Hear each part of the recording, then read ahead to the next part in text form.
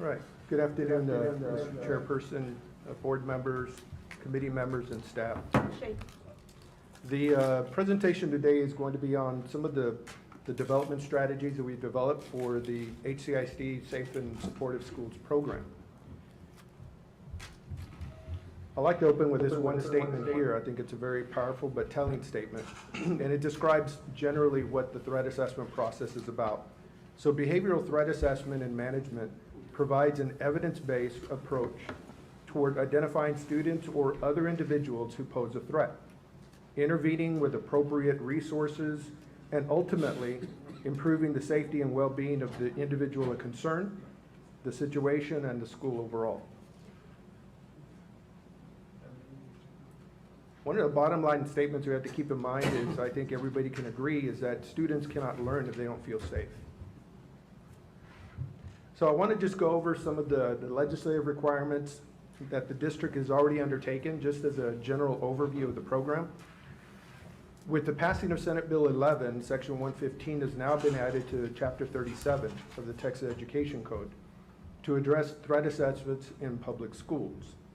The Board of Trustees are now required at every school district to establish a threat assessment team that can service each campus in the district.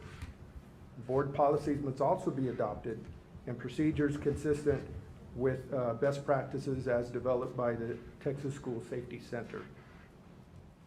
So as I was covering on this slide, the current status of the threat assessment team process for our district, back in the fall of 2019, our Board of Trustees established and appointed the current 5-member core team for the threat assessment team here for our district. The current team members that are assigned to this committee and this team is made up of director level staff. And I've listed on there, including myself, we have the director of guidance and counseling, we have the director of special education, we have our health services coordinator, and then of course we also have our Harlingen Police Department Sergeant Tanya Sandoval, who is the school resource officer supervisor for the district. And this sort of represents basically that multidisciplinary approach that every district is aiming to utilize to compose our teams. One of the things that we also did back in the fall of 2019 is the board, as many other districts across our state, developed some very important policies, and they're listed there just for your reference. And it really covers everything having to do with the comprehensive makeup of the team process, the various steps that are engaged at the district level from a legality standpoint, some of the counseling and mental health services that are also provided by the district as associated with this program, as well as that last policy where it covers basically some of the reporting requirements from law enforcement to the school district and from the school district to law enforcement. So this brings me to our development strategy number 1. One of the things I felt was extremely important is that we develop a local document that represents our plan. And that document would serve as a reference guide and a training aid for team members as well as staff. Because one of the key things for us to do is roll out an educational piece so that our teachers and our staff members throughout each campus would understand the program and understand the reporting mechanisms in order to get this information into the hands of our threat assessment team members. So the plan itself, I broke down, I electronically copied every committee member with a copy of the plan, and there is a hard copy that was presented here as well as a reference. But it basically covers some general areas to include the research basis for the threat assessment process. And a lot of this goes back even to the early 2000s, where a lot of studies were done at the national level to determine and establish some of these best practices that now have been adopted by the state of Texas. And the clearinghouse for a lot of that information is through our Texas School Safety Center that is located at Texas State University. Now, one of the other things it covers is some of the basics of threat assessment. What does that mean? The mechanisms by identifying what is a threat and what is not a threat. How do you report a threat? And how are different threats made? How are they conveyed? So it's very another important piece of that plan that describes those different elements. It also covers the threat assessment inquiry steps. The two basic major pieces to that would be the threat assessment screening, which the team would do to identify whether or not whatever is being reported actually constitutes a threat that falls within the parameters of the threat assessment process. Because one thing that was covered at the national level when they were doing the studies, and I think it's a very important consideration when we're talking about the threat assessment process, is that just because a student or a child makes a threat doesn't necessarily mean that they pose a threat. So that's why these programs were put together, because a lot of times youth will say certain things, but the purpose of this is to make it an evidence-based assessment, and it covers basically the totality of the circumstances surrounding that student so that we can make a better informed decision that is in the best interest of the district, but as well as the student. It also covers the response management and support plan. Critical to this whole program would be not just identifying and taking maybe some of the initial steps to protect the student or other students of the district, but the management and support plan is equally important. The whole purpose behind a threat assessment process is to identify some of these inappropriate behaviors early on what they've called the pathway towards violence. And studies have shown that the earlier intervention in some of these instances with students, these programs and these management plans can pool the appropriate level of resources towards that student's needs and point them back in the right direction. So I believe that's one of the most critical pieces of this whole plan. And then the other part of the plan also covers the basic forms. It's very important for us to use as a district within this program a formatted set of forms and methods of documentation so that we can track the appropriate information and also make it a more efficient and timely process. Development strategy number 2 covers about the expansion of this program to, in this case, we would have one team that would service, a 6-member team that would service all of our elementary and middle schools, and another team that would service our Kano Freshman Academy as well as our high school campuses. And then development strategy number 3 would involve that initial core team that I mentioned to you at the beginning, establishing that, because that's one choice that the district has, where we can establish a type of oversight and a support team for the overall program. And each of these members that are currently within this district-wide threat assessment team, we're at the directorship level, and we're in a position where we can truly provide those levels of support and program directions to our team members to make sure that we stay on target with some of the goals that we have for the district. So that was a very quick and broad overview of the program. Obviously, there's a lot more details to the different moving parts of this program. But I think everything that the district has done up until this point has us on the right direction to develop not only the program for the needs of today, but also as the staff and parents become more educated and informed of these different mechanisms, we will have that infrastructure in place to handle these types of events in a responsible way. Danny, let me start by saying I know this is a very condensed version of all the hard work that you and your committee have done. I realize that you all have spent hours and hours, meetings and meetings, putting all this together. And I really appreciate that. I think y'all have done. We're lucky to have you with your past experience, and I looked at the other people on your senior team on this, and you've got a great team. Let me ask you a couple questions just to go into a little bit more depth, because I know we could probably do a 2-hour seminar on this to get some more detail on it. But unfortunately, we only have an hour of our meeting, and but I wanted to ask you. So this program is now, it's been in effect since 2019? Yes, sir. Okay. And have you had many incidences where you've had threats that have been brought to the team's attention that have been acted upon? Well, just to give you some reference, I mean, during the preceding year, our team handled 4 formal reviews. That was a total of 4 for the district. Well, what is it, tell me, how does a formal review, I know you touched on it briefly, but give me an example of just a situation, a hypothetical situation. Well, I think, to put it into context, I think this is occurring district-wide, as the Safety Center as well has been working very diligently since it became a new legislative requirement with Senate Bill 11. They have been, just like every district, trying to put that direction into a comprehensive process that districts could follow. So the reason I say that is I think during the earlier days, like the preceding year, many districts are still trying to define for themselves specifically what types of instances needed to go to the extent of a full threat assessment versus maybe just a conduct issue that is handled the way it traditionally is handled.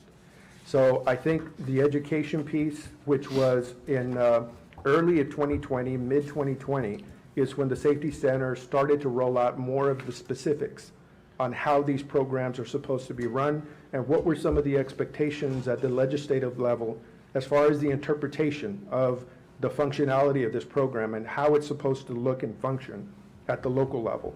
So the reason I say that, I think maybe initially the number of threat assessments, and when I say formal, it's where it went from the initial screening to us going through all of the steps of those 11 Secret Service developed very critical questions that need to be asked to make that formative decision at the very beginning, at the end of that, to determine whether or not it truly poses a threat to the district and what actions need to be taken as a result of that finding.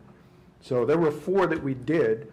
I would venture to say that maybe there's other information out there that I think as we roll this out in a more formal and a comprehensive way, that's why I developed that draft plan that's documented, because that can now be shared with our principals, our teachers, and staff members.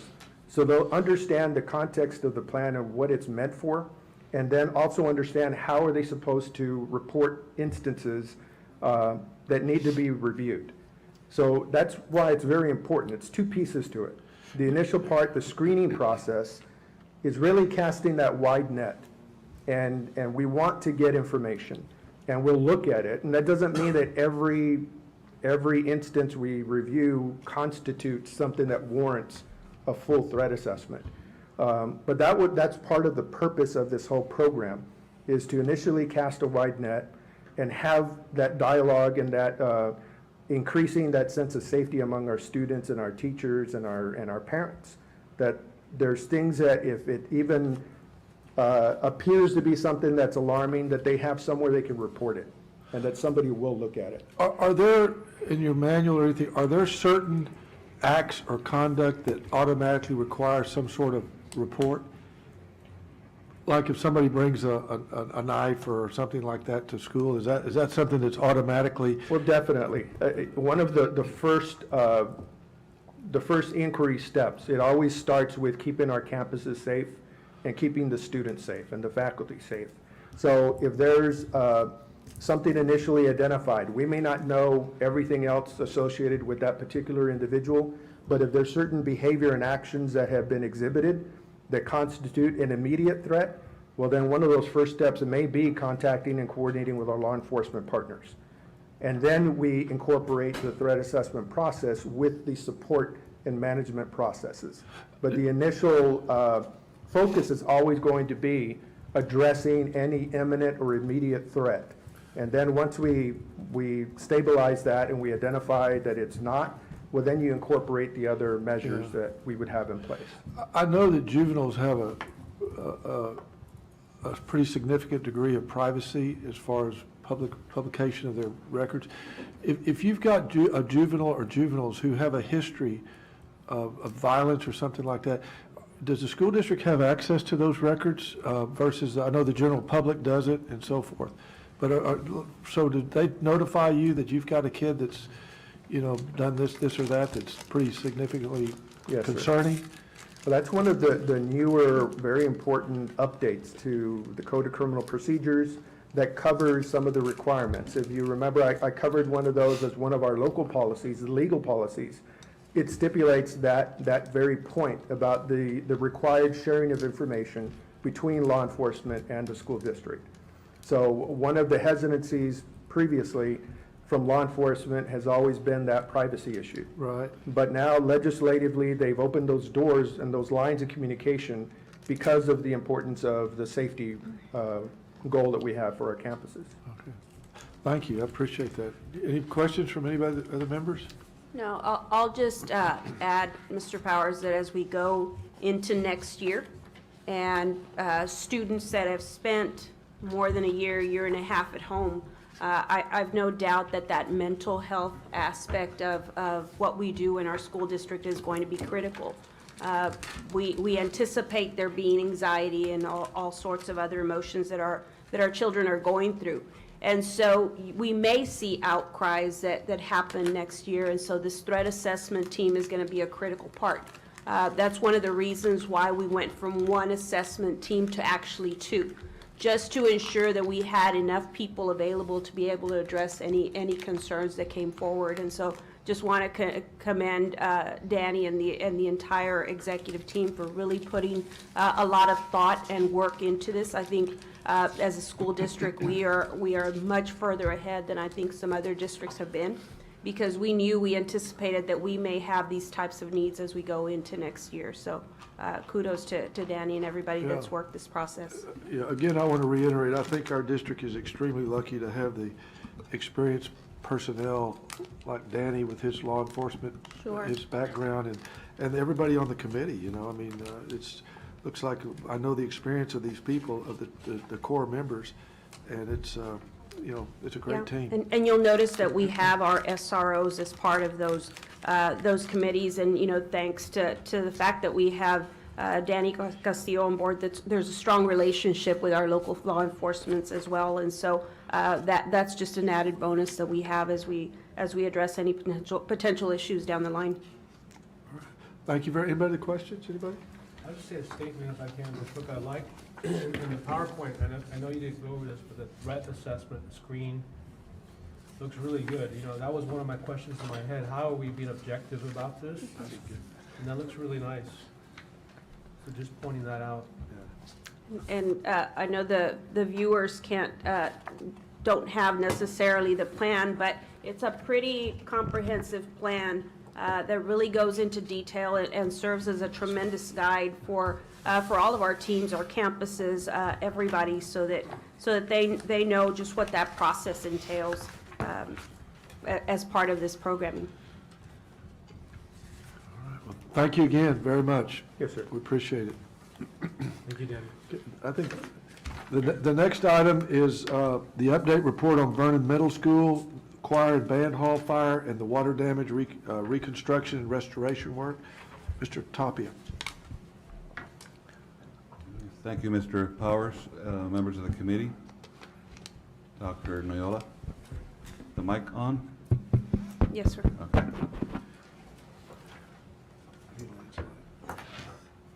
Just waiting for the screen to come back on.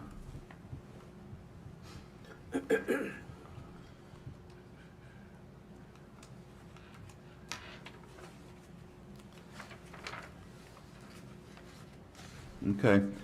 Well, the first project I want to go over is the Vernon Band Hall, the fire damage that we had and the remediation work that we're doing.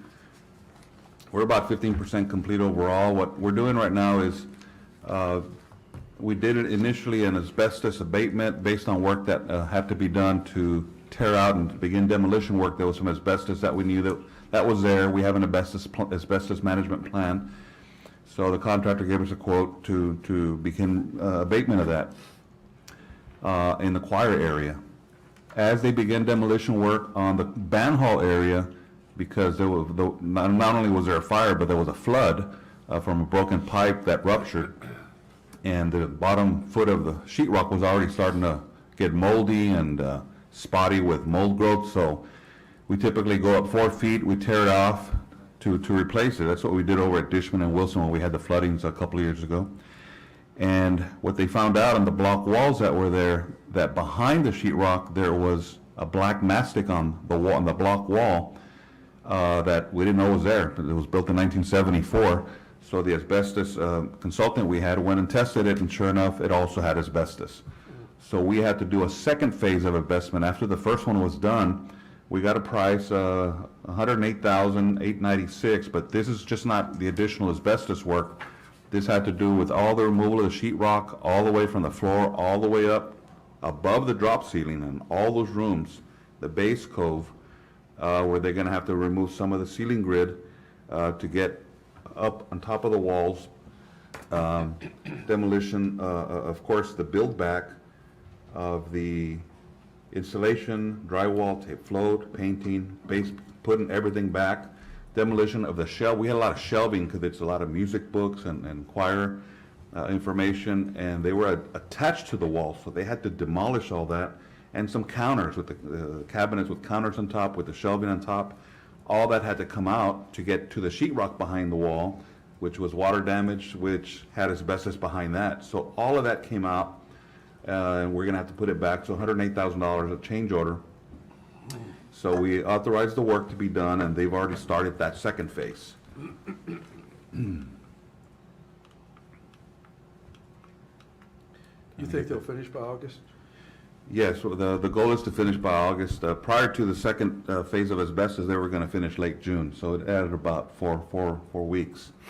The red areas here on the drawing are the rooms that they found the additional asbestos, so that's what they're working on. And the other rooms will just get the normal 4 foot of sheetrock replacement. You can see there the sheetrock on the left picture, all the black stains, that was already mold from weeks of sitting there. And when they remove the sheetrock, you can see behind there that black, it's a mastic that was used as a waterproofing material. That was the material that had the asbestos. So they're removing and abating all that. Again, just a picture of the sheetrock when they tore back into it, what was behind it, and to get rid of the moldy sheetrock. The picture on the right was the choir hall that's already been remediated, and it's nice and clean. So we're just waiting for the build back on that one. That was some of the shelving and millwork that I told you that was there that was torn out.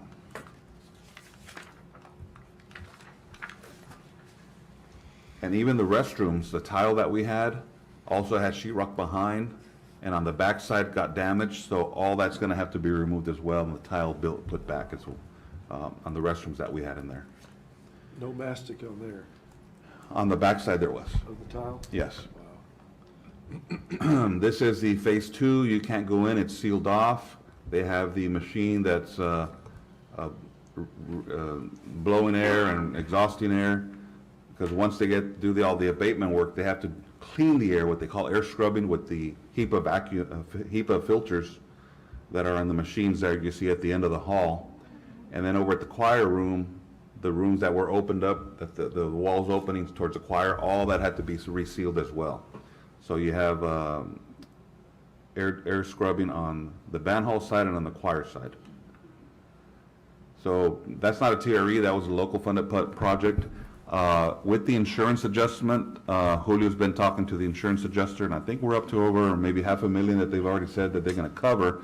But as we discover more additional cost, we'll send it to them, and they said they'll review it to see if they'll cover some more. Yeah, they have approved $510,000 so far. The last time Oscar and I met over there, the general contractor had some additional, the change order, so we're submitting that to the insurance company too. Hopefully they'll cover that, but we're pretty sure that they are.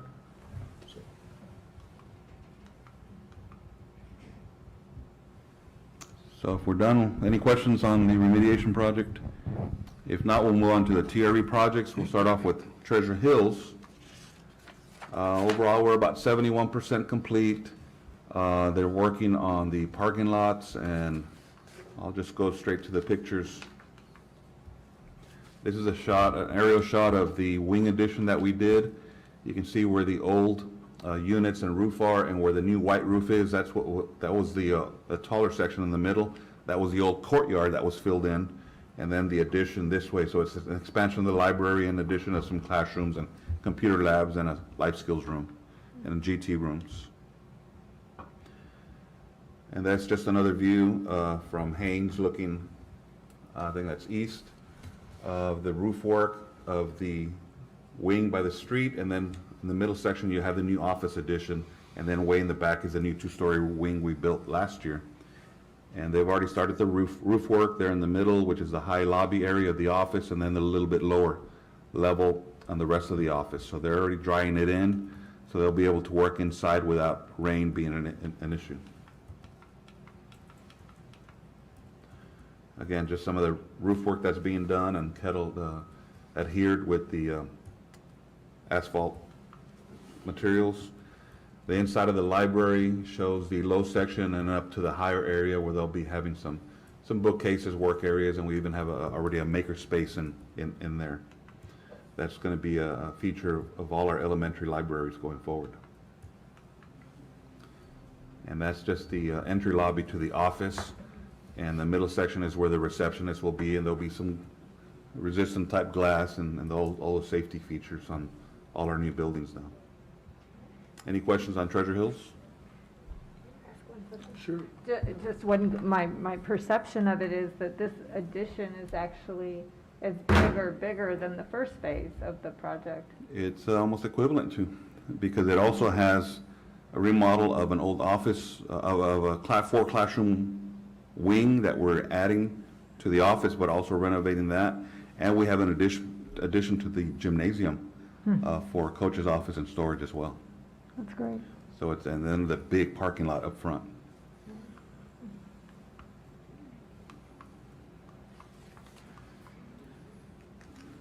The next project is the school entry vestibule project. We're about, I would say about 35–40%.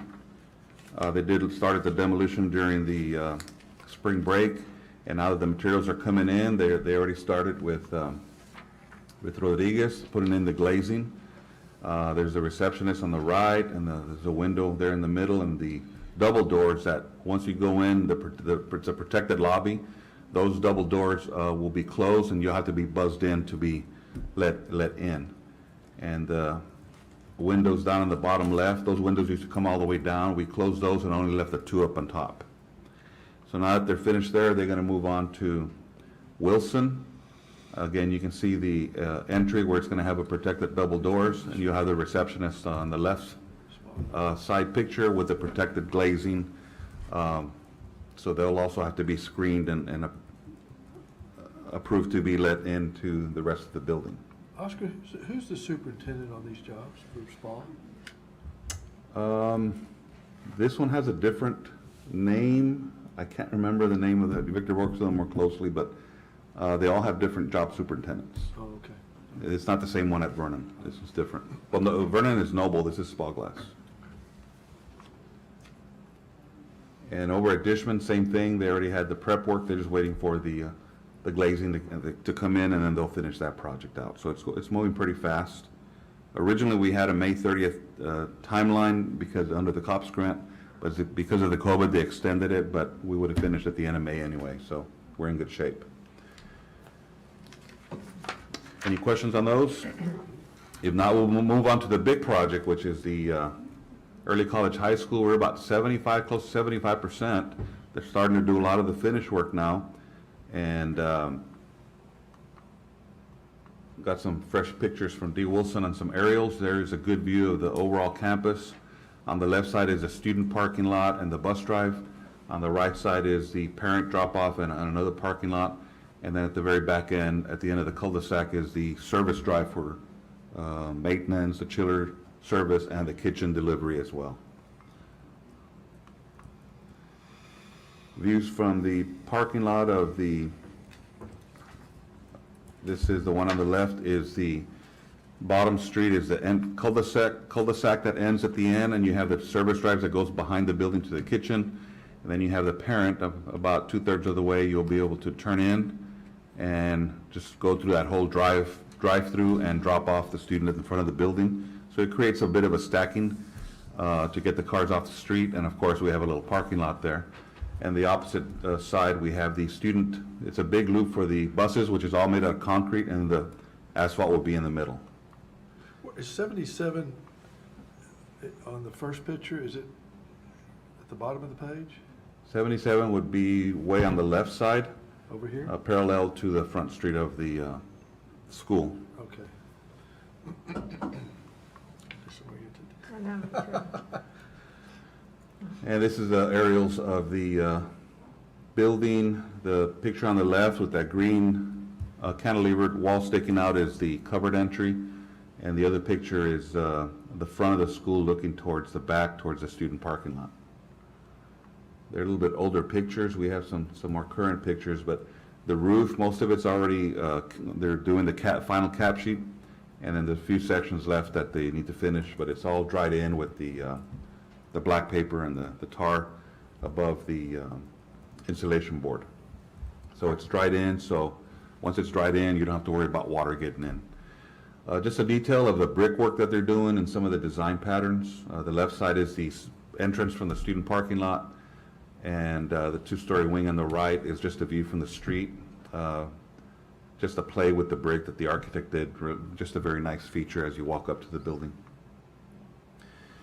Inside, they're doing all the piping, the chiller lines, sprinkler lines, ductwork, just a lot of things going on. The picture in the middle are already the pumps for the chillers to start moving the water. So they're bringing in the heavy machinery and equipment already. On the first floor, you're already seeing some of the finished work. On the left side top is a classroom with the accent wall with the HCISD blue. On the right side, you see another finished classroom with the UTRGV colors, the orange. And you can already see there they got drywall, they got paint, they got the drop ceiling grid in, so it's moving pretty quick. Once they finish the first floor, they'll move on to the second floor. But also on the bottom left, you have the restrooms already has tile work going up with the design that the architect did.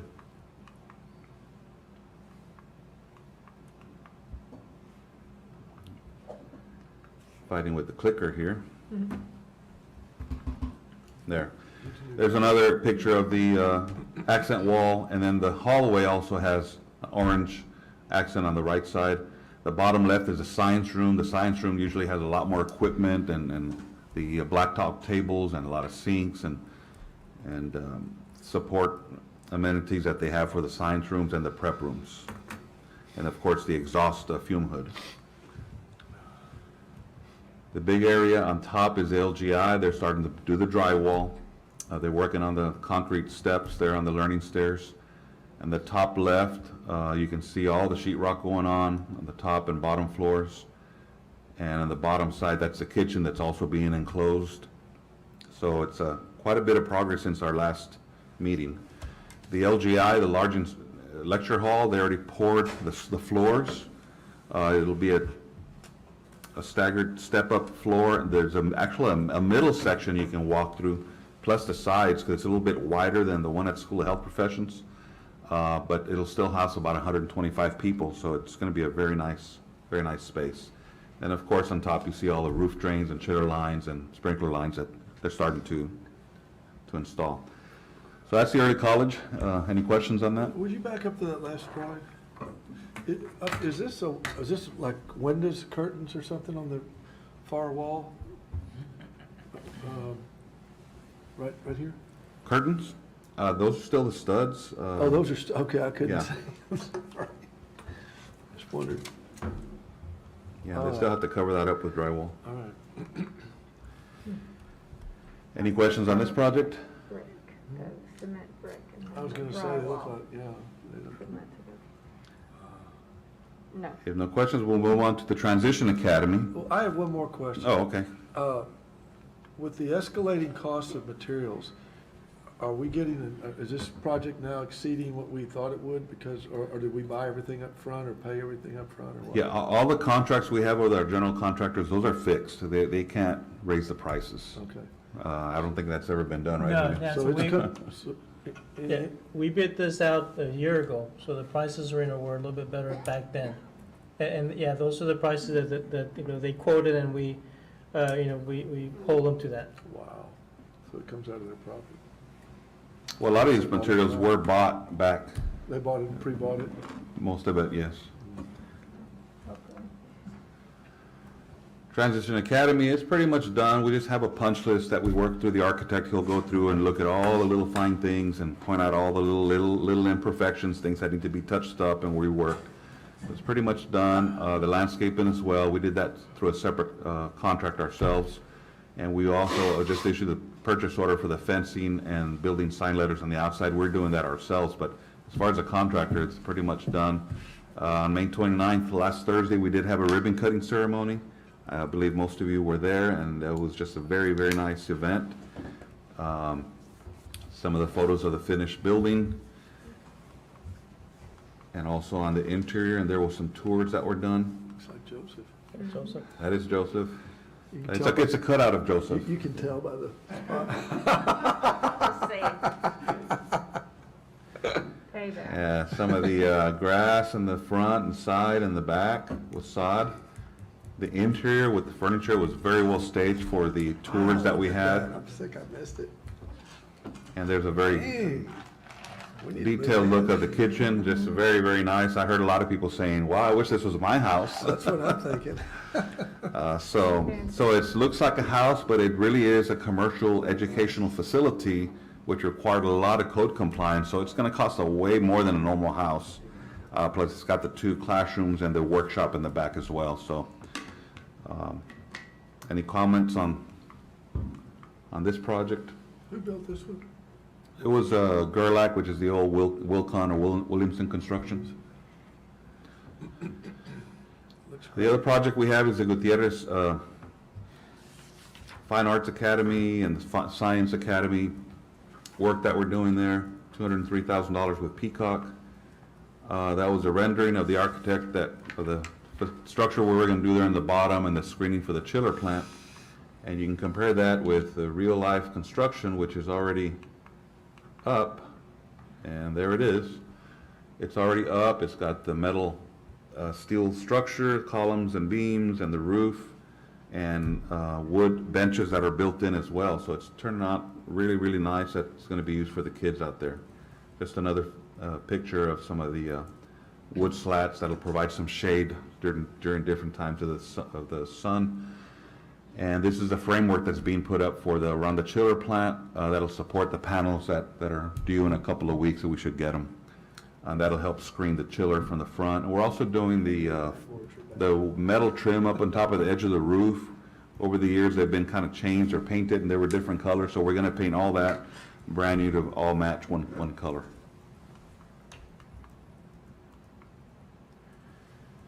The Vernon fire damage that we talked about, the change order was $108,896. We're informing the board formally through the facilities committee meeting. We don't need to take it to the board because the board declared this an emergency, just to take care of it and do it as things came up. So, but we're still required to inform the board. So this is the venue that we're using to do that. So we're up to $560,041, and as Julio mentioned, that most of that will be reimbursed from the insurance coverage.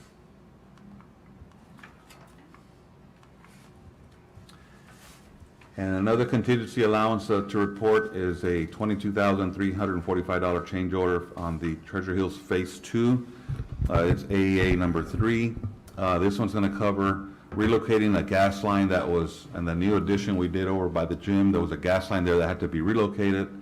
We had an exhaust fan motor that needed to be replaced, a unit that wasn't working. Rerouting the electrical conduits that were underground where we did the addition for the office that had to be rerouted completely around and over the building and back to another area where the panels were. A new rooftop unit we're adding on the office area had to have some steel support changed to support the weight of a bigger unit that was designed. And then installing a separate mini split AC unit for the MDF room to cool the computer equipment and routers and racks and all that. So overall, we still have a balance of $247,249. Our general contingency fund was $250,000, so we've been actually getting money back and spending a little bit, getting money back, spending some, and we're finally $3,000 into our original betterment fund balance. So we still have pretty much all of it available for anything else that comes up. So that's pretty much the end of my report. I'll change it over, give it over to Julio Cavazos on the financial report. Yeah, if you can put that up. And Mr. Sheriff, I can proceed. We'll go with the construction funds report. As of April the 30th, 2021. As you can see there, when the first column there is the total that's spent and committed, through the first 5 years, to $80.9 million that was actually have been spent and committed. What we budgeted year 1 through 5, $60 million, and year 6, another 22.5, so it's a total of $82.5 million. And then when we spend year 1 through 5, $54.2 million. I apologize, that first column shouldn't be there, that's an extra column that got put in there, threw me a little bit off, but that first column should not be there. So the year 1 through 5, $60 million, year 6 budget, 22.5, total spent and committed, for year 1 through 5, 54.2, year 6 spent and committed, another $27.9 million, total spending committed through April the 30th, $82.1 million. It gives us a balance of $359,000, about $360,000, and we're pretty much going to spend that for the remainder of this fiscal year. So we have spent and committed, a little bit over $82 million of the TRE projects over the first 6 years, which is a lot of money. It does incorporate, the money that we're getting back from UTRGV on their share for the early college high school. Be glad to answer any questions the committee members might I have. know we've been over this before, but just refresh my, for next year's TRE commitment, what are we gonna be? We're going to be at the $10 million that we have, that we're scheduled to get. Now, we have, some the maintenance tax note that we pay out of that, which is about $1.1 million, a $300,000 bus lease, about, that we also pay out of that TRE project. So we'll have about $8.5 million more or less, Oscar, right? Have we committed that yet to projects? Or I think We have a draft of projects, but we're still working through it because some of this might tie into the stimulus money, if there's anything eligible, so we can shift monies there and then open it up for more projects. So we're kind of going through that process right now. When do you think you'll be telling us what y'all are recommending? So we have a budget workshop this afternoon, but we're not ready to present the TRE budget. We're still working on that. We'll have another budget workshop in early June, and at that point in time, we should be pretty much definitive on the budget for TRE. All right, well, everyone, thank you. Oscar, thank you. Just, once again, you did a great job with your department. Danny, thank you again. And Julio, it's always nice to see we got 359,000 in the black, and I'm sure we've got something we can use it on. Yes. This meeting's adjourned. Thank you. Welcome, everyone, to the Transforming Teaching and Learning Committee meeting. I'm Belinda Reiniger, and I get to welcome everybody. Pursuant to the Governor Abbott's temporary suspension of the open meetings law, this meeting will be conducted via audio-visual conference and is viewable by the public. So we do have a quorum, and so we will officially be called to order. And the first order of business is going to be presented by Dr. Joseph Villarreal, the Kennedy Center for the Performing Arts and National School Board Association Award presentation. Good evening, everybody. Dr. Reiniger, committee members, Dr. Noella. I'm normally excited and anxious to present at committee meetings, and today I'm really excited and really anxious to present an award that is long overdue for the HCISD School Board. William Bennett, former Secretary of Education under President Ronald Reagan, once said, "The arts are an essential element of education, just like reading, writing, and arithmetic. Music, dancing, painting, and theater are all keys that unlock profound human understanding and accomplishment." I cannot think of a better quote that exemplifies the perspective that you, as a Board of Trustees, have for fine arts education. For many students in HCISD, the fine arts are a sanctuary, a place of belonging. It allows students a space to express themselves freely. For many students, and I quote, "The fine arts in HCISD changed my life for the better." It is because of this, and for so many other reasons, the HCISD Board of Trustees has been awarded the 2020 Kennedy Center and NSBA Award, which recognizes only one school board annually for its outstanding support of arts education.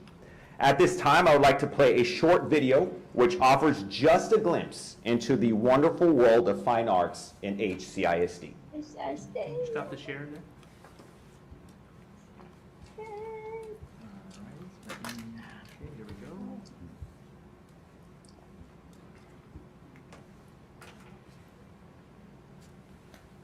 Harlingen CISD Performing Arts Center is a state-of-the-art auditorium with over 30,000 square feet and a seating capacity of 956.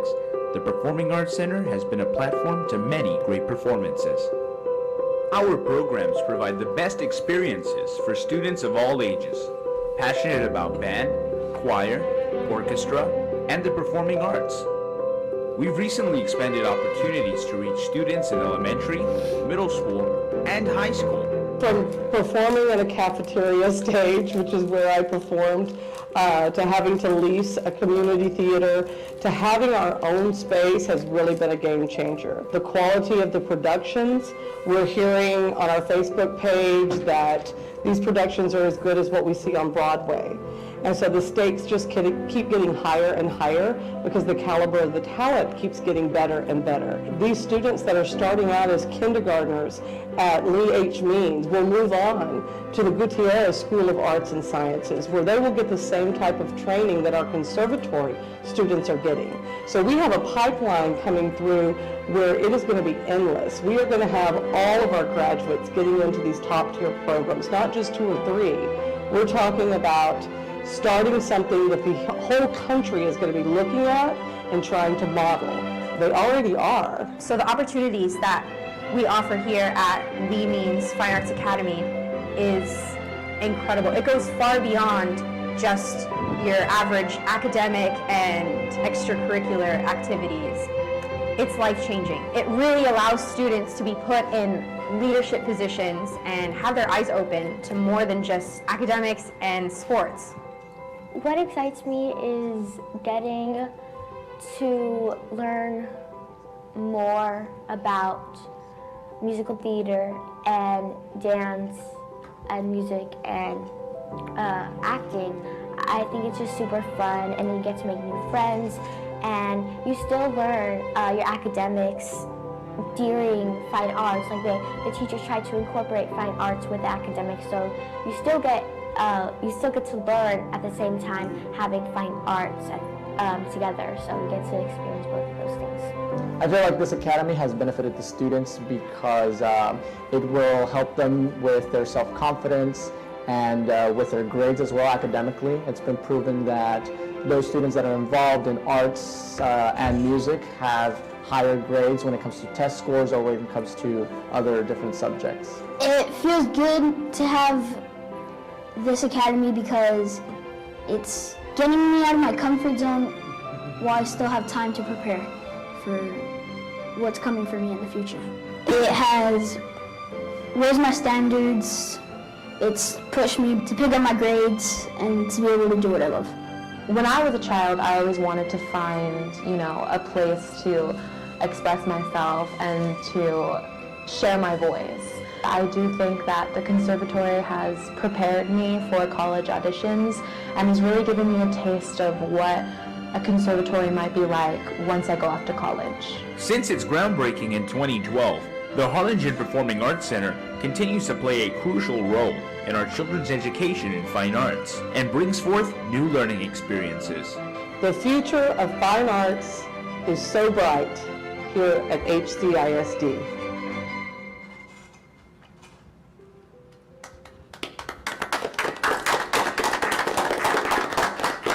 So what a fantastic video, and that's just a glimpse of the wonderful fine arts education that we offer here at HCISD.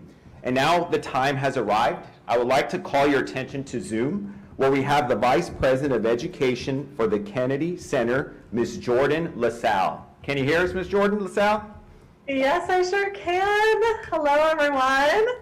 It's so lovely to be with you. I'm coming to you from Washington, D.C. As you know, we normally do these things in person, but this is just joyful to be able to see all of you in this way, making it work. And I put together these talking points, but how can I top that video? That video is so moving and so beautiful. It speaks exactly to everything that we believe deep in our entire souls about why the arts are so important. And coming from such sweet faces is also so helpful. But I will tell you that each year since 1989, the Kennedy Center, along with the National School Boards Association, honor one school board from across the nation for its commitment to the arts. We receive nominations from, of course, all over the place, districts large and small, all corners of the country, serving every type of student. And we believe strongly that every student has a right to an accessible, high-quality arts education. We know you understand the benefits of this. An arts education can light students up in a way that they may not experience in other parts of their educational journey. As the video said, it connects them to each other and to themselves and to their communities in a way that is really irreparable. So what we know is that young people are best set up to receive this accessible, high-quality arts education when all the stakeholders who pave their journey work together to ensure that that path is smooth. So we've been so impressed with Harlingen commitment to reflecting your community by building arts into the day-to-day lives of your students.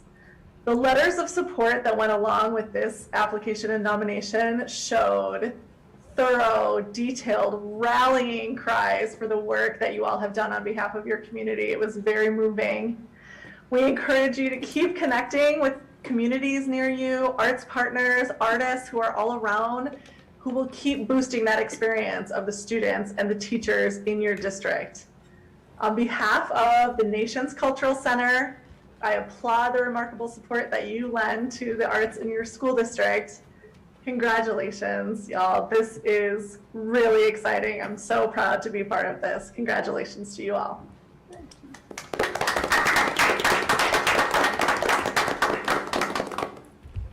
And now at this time, we'd like to open up, with your permission, Dr. Reiniger, comments.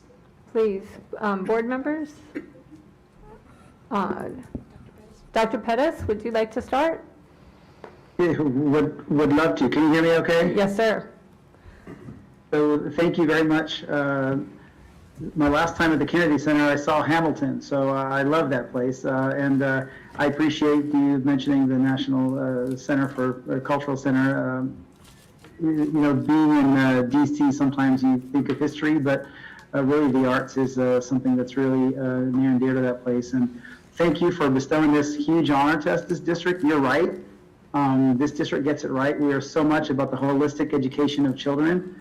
And we love inspiring them, every parts of their brain and every parts of their body, and getting them to really realize not only who they are, connecting them to each other, but we're also in the midst of creating a STEM district.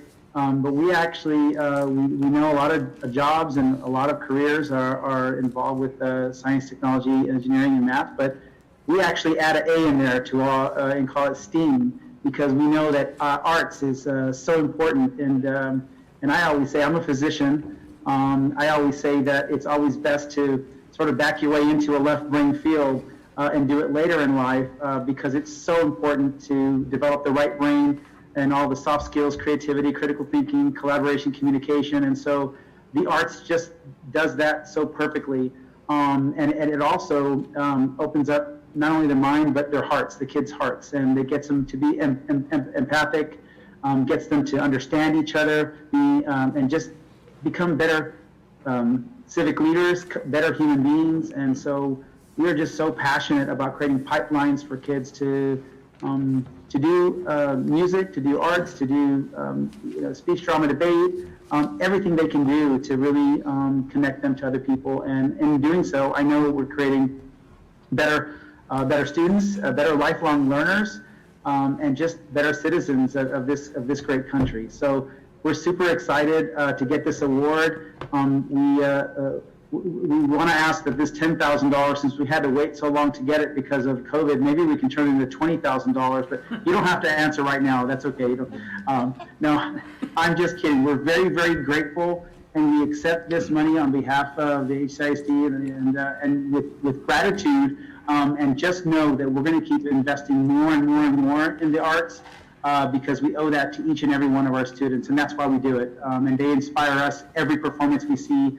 And so thank you very much to the Kennedy Center. Keep doing what you're doing. You inspire us, and God bless you. Thank you. Thank you, Dr. Pettis. Mrs. Dr. Reiniger? Yes, Mrs. Fleury, please. Yes, thank you. I welcome the opportunity to add my thanks to the Kennedy Center and to the National School Board Association. To say that this is a dream come true is absolutely no overstatement. And in fact, it may be an understatement, because Harlingen has had extraordinary examples of a commitment to the fine arts for 60 years that I can document, but they have been singular avenues into the fine arts. And it was nothing unusual for Harlingen to be the winner on the state level for the band in the 1950s. It was nothing unusual for that same band with a different director to march in Enid, Oklahoma for a tri-state competition, which we had won. But it was always a singular thing. And so I would just like to compliment the district and to compliment the Kennedy Center and the National School Board Association for understanding that what was begun in a singular way as a journey 5 or 6 decades ago has now come to almost a full fruition, except in Harlingen, it's always a bit of an understatement to say a full fruition, because we have miles to go before we sleep and promises to keep. And so part of our keeping that promise is this transformation that the district has undergone in the last 6 to 8 years to broaden the scope of everything good that we felt we were doing, and to take it not just to the next level, but to higher and higher levels. And just each step along the way, when we look back and see that, was so intentional and so purposeful, and was so fully supported, you would be pleased to know, at the Kennedy Center by the entire community, because we are a family, and the community and the school district, and we work together to raise all of our children. So when we expanded the program, that seemed wonderful, but it wasn't quite enough. And when we built the Performing Arts Center, that seemed really wonderful, but it wasn't quite enough. And when we would win the speech, drama, debate contests all over the state, that was not quite enough. So to think that we now have not only this really a world-class facility, because we did do comparisons with other facilities in the world when we built ours, particularly for acoustics and for settings, we also have provided world-class opportunities for students. And then the latest innovation coming about with the full Conservatory of Music is just really extraordinary for a community that has always been presented as underfunded, underprivileged, always having problems, when in fact what we see as members of the Harlingen School Board is that we have opportunities, and we have wonderful choices that we can make on behalf of these children. And so what you are noticing gives us such pride, because you are seeing a community that has responded to doing not just what the students need, the children need, but to doing the very, very best for our children. And our scope just is broader and broader yet. In fact, it's almost like we go to sleep one night with our eyes closed, and we wake up the next morning and boom, we're into some new great innovation, and particularly in the arts. And we had both of our plays recently. One went to state. One was a runner-up regionally that certainly could have competed at the state level. And I was out of town, and I would like to share with you that I missed the opportunity to see it in the big Performing Arts Center, which is grand and glorious. But the superintendent arranged for me to go see it in the Black Box Theater. So we have the Black Box Theaters on our campuses as well. And to be in that close and intimate setting and to see a story of an aging family man moving in through the stages of Alzheimer's, it was so profound, we were all speechless. And I thought, how extraordinary an opportunity for children to have to grow up in Harlingen. And we can only hope and pray that the dream that Harlingen is bringing to fruition is what you see happening all over this nation. Because Nolan is right. It is absolutely the development of that right brain that is going to take us to the abilities to work as well as we should be working with the left part of our brain. So I thank you so much. I want you to know I almost came to visit you personally. I was in the DC area and we were trying really hard to find out. And even my husband, who's not on the school board, reminded me, Jerry, there is something called COVID. You know, I don't think they're available right now. But anyway, one of these days we will come by and say a very personal thank you very much. Please. When hugs can be done, we'll be there. Please. Thank you from the bottom of my heart. Thank you for allowing me this moment to speak to you. Thank you. Thank you so much, Mrs. Fleury. Board members here, wonderful, yes. Dr. Moniz. Thank you, Ms. LaSalle, for the amazing award and being here on Zoom to present this to us.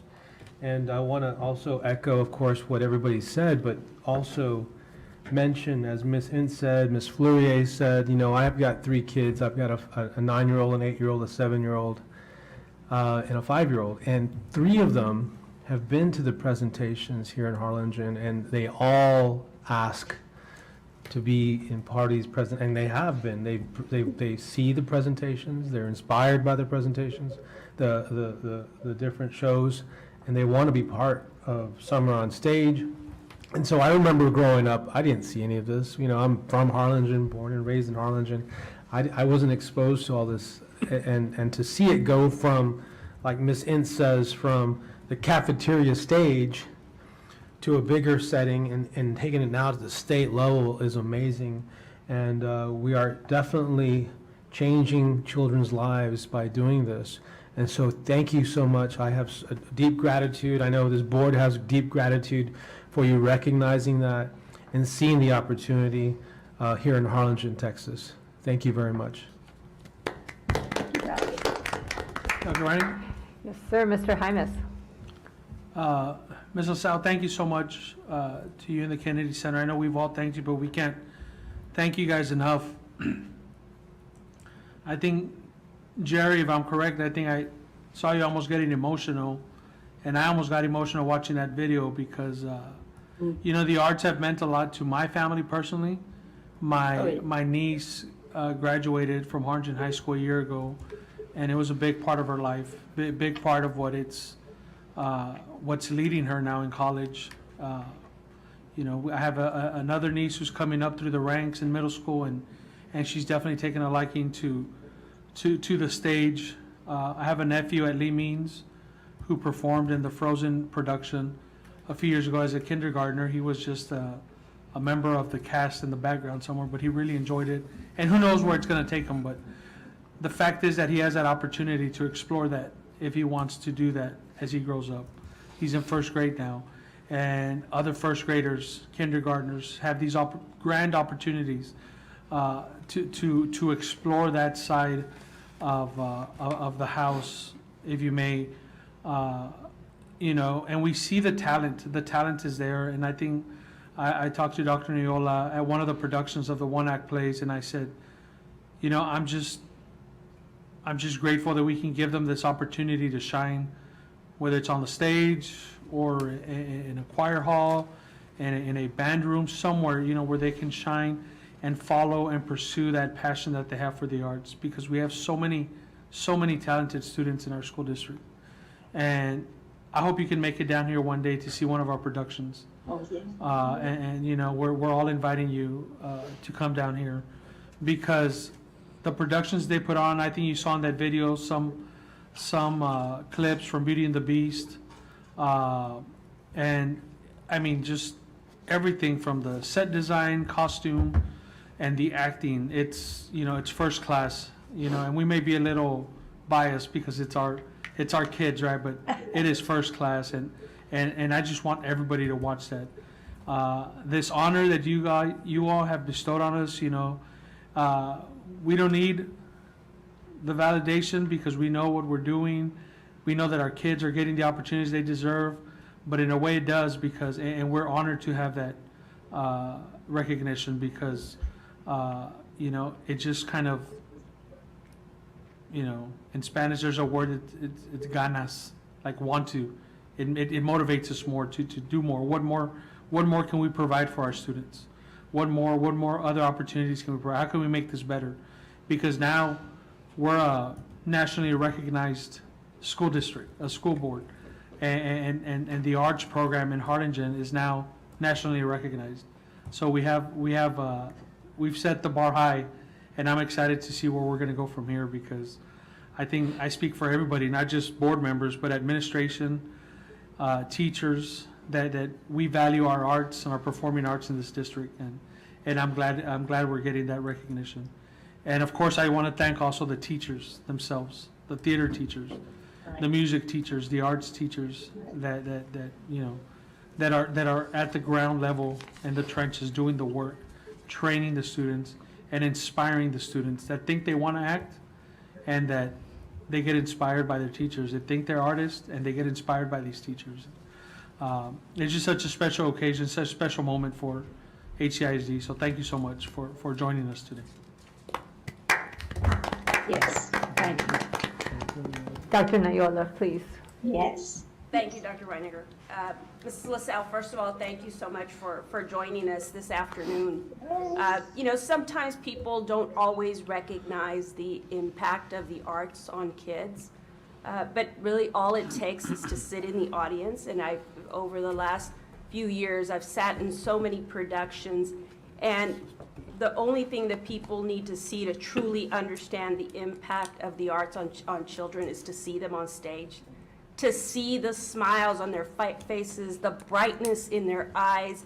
It is so evident the impact that the arts have on our students. And so we're constantly inviting people to come and see our children at their finest. It's an incredible thing to witness. In fact, earlier today, we were going through a rehearsal for a performance that our students are going to be able to have tomorrow night and be able to share their gifts. And one of the things that I was sharing with the groups is that the many opportunities this board has provided for our students has actually created multi-talent opportunities in our students. Students that maybe thought they were meant to be actors have discovered that they have other talents. We had students that started out as actors and were singing today and finding that their passion may be further than what they originally thought. And so we've been seeing that over the years. I just can't thank you enough for today recognizing what we have in this Board of Trustees. We have seen it year in and year out. But for you all to take the opportunity to recognize and really highlight the importance of the arts it just goes without, it's just difficult to quantify that. We are super proud of the Board of Trustees that we have here in Harlingen ISD. We will continue to champion the work of the arts for our students each and every day. So thank you so much for being with us this afternoon and giving our board the very much deserved recognition that they have earned. Thank you, Dr. Nayola. So I just want to add my thanks, Ms. LaSalle, to you for making time from the Kennedy Center for the Performing Arts and the National School Board Association. You know, your award to us is happening during our Transforming Teaching and Learning Committee. And how appropriate that it is right here where we're getting to recognize not just the board, because we know that the board is part of the puzzle, but we really see the superintendent and the senior team and our superintendent emeritus. This group is powerful, and you've gotten to know Dr. Villarreal and Shane and others in this group. So you know the talent we have, and you just heard Dr. Nayola and her passion for this. We know that it's a group of people coming together to create systems and alignment from little bitties to our seniors graduating from high school to create these systems. And what struck me as I was watching the video, which was incredibly powerful in and of itself, was just how much we've done beyond that video that we couldn't put in there, right? We probably ran out of time, or if it was produced a little, a whole week ago, and we've done a whole lot more since then. And so it is so exciting to think about all the various opportunities that continue, because we're looking for pathways to make sure that our children's exploration of the arts doesn't stop. Right, that there's always more that we can allow them to do, and we're seeing it come to fruition. And so and then one last thing, because there's 1,000 things I could say, but one last thing I want to say that I'm really proud of as well is that the way we do arts in our community, and it benefits our whole community, is that it also embraces the cultural diversity of our community. So we have, middle school mariachi bands, we have high school mariachi bands, we have productions that have multiple languages. It is truly tremendous and represents who we are as HCISD and who we are as Harlingen. So again, thank you so tremendously much for being here with us today and honoring us with this award. All right. Congratulations.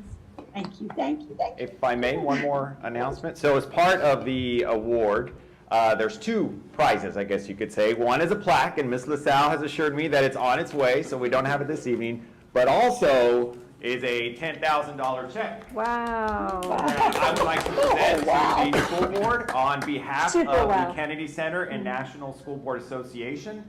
So we'd like to take a picture with this check at this time. So thank you, Ms. LaSalle. Thank you, thank you. Yay. All right. Thank you, thank you, thank you. Members and Mrs. Sal on the Zoom. So if I can get all of you guys in front of that screen over here. Okay. And we're going to have them And pop be up able on the to screen take in the that to background. the Oh, director. very good. So Okay, give us stay a on, Ms. minute. LaSalle. We're We're going to take a picture with Dr. in front of the. Perez, yeah, so Dr. Perez, Jerry, and Ms. LaSalle, y'all stay on, and, All right, and we're ready. okay, I'll do a countdown here in just a second. Yes, sir. You want to hold this check right here? You have to be so innovative in these times. Of course. Yes. I'm gonna go home for it. Oh. That worked out great. This is what we call a hybrid picture. That's right.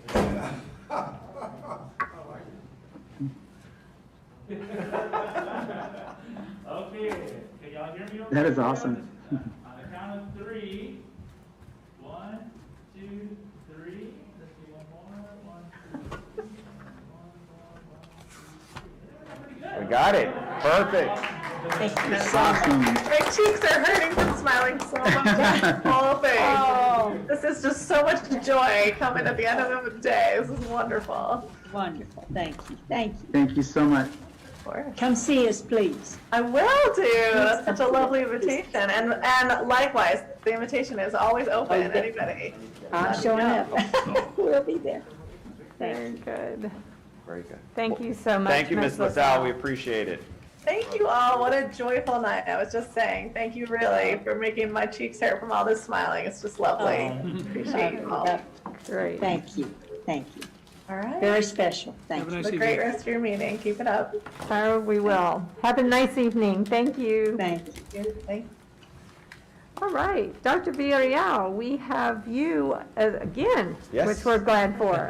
K through 12 Fine Arts Programming in HCISD. Yes, so as part of the award, we just kind of wanted to give you an update, a glimpse about all of the wonderful programming that we have from our elementary to middle school to high school, so that you can fully understand the immense programming that we have here at HCISD for our students. As always, we like to have all of our presentations start with our strategic plan, and you can see that last part of the strategic goal 1 talks about maximum achievement for all students, and that's what we're all about when it comes to the fine arts here in HCISD, and so it ties in perfectly with our strategic plan. Well, you can see there's our starting off with our elementary programming. Yeah, it is a great picture of that student that we put there in the presentation. So all of our students at the elementary level do participate in their choir class as well as their music classes, learning different instruments. And then we also have our Lee H. Means programming, our Fine Arts Pathway Academy over there, where students are immersed in the areas of dance, theater, art, speech, drama, debate. We have many of those programs that happen during the school day, but also more importantly after school. It gives students a place to go after school, and so we're very excited to be able to offer those programs there at Lee H. Means. We did have a speech, drama, debate team there at Lee H. Means, and they competed at the high school level, and they came close to winning a couple of those meets, so that's pretty impressive for elementary students to be going up against high school students. And it was just neat to see the face on some of those high school students when they went up against an elementary student. So we're very excited about that. And of course, they put on wonderful musicals as well. And so they participate in some are on stage. And so just a lot of opportunities for our students. And because of those classes, we have 100% of all of our elementary students that participate in at least one fine arts course during the school year. So very excited to be able to offer that type of opportunity for our students. When we move on to the middle school level, we do expand our offerings. So you can see there, we have Gutierrez Middle School that of course we started as a result of Lee H. Means, and we needed a place for these students to continue to grow and to continue to experience the arts. And so there at Gutierrez Middle School of Arts and Sciences, we offer classes in dance, piano, guitar, musical and technical theater, digital art. We currently have 58 students that are enrolled in the arts pathway there at Gutierrez Middle School, and so they get to select what pathway they want to attend. And you'd be just so impressed, not only in the dance classes and theater classes, but in the piano and guitar classes. Those programs are growing. We already have 85 students signed up for next year's piano class. That's a good problem to have, right? So we're having to buy some more pianos there for Gutierrez Middle School, but it's just a fantastic problem to have. And also digital art, we have a brand new Mac Lab there at Gutierrez Middle School, and students are learning the basics of digital art, and so we're very excited about the future there of our Arts and Sciences program. And then our other 4 middle schools, we also offer orchestra, choir, art, band, theater arts as well, mariachi. I know Dr. Reiniger, you spoke about that, as well as our speech, drama, and debate opportunities there.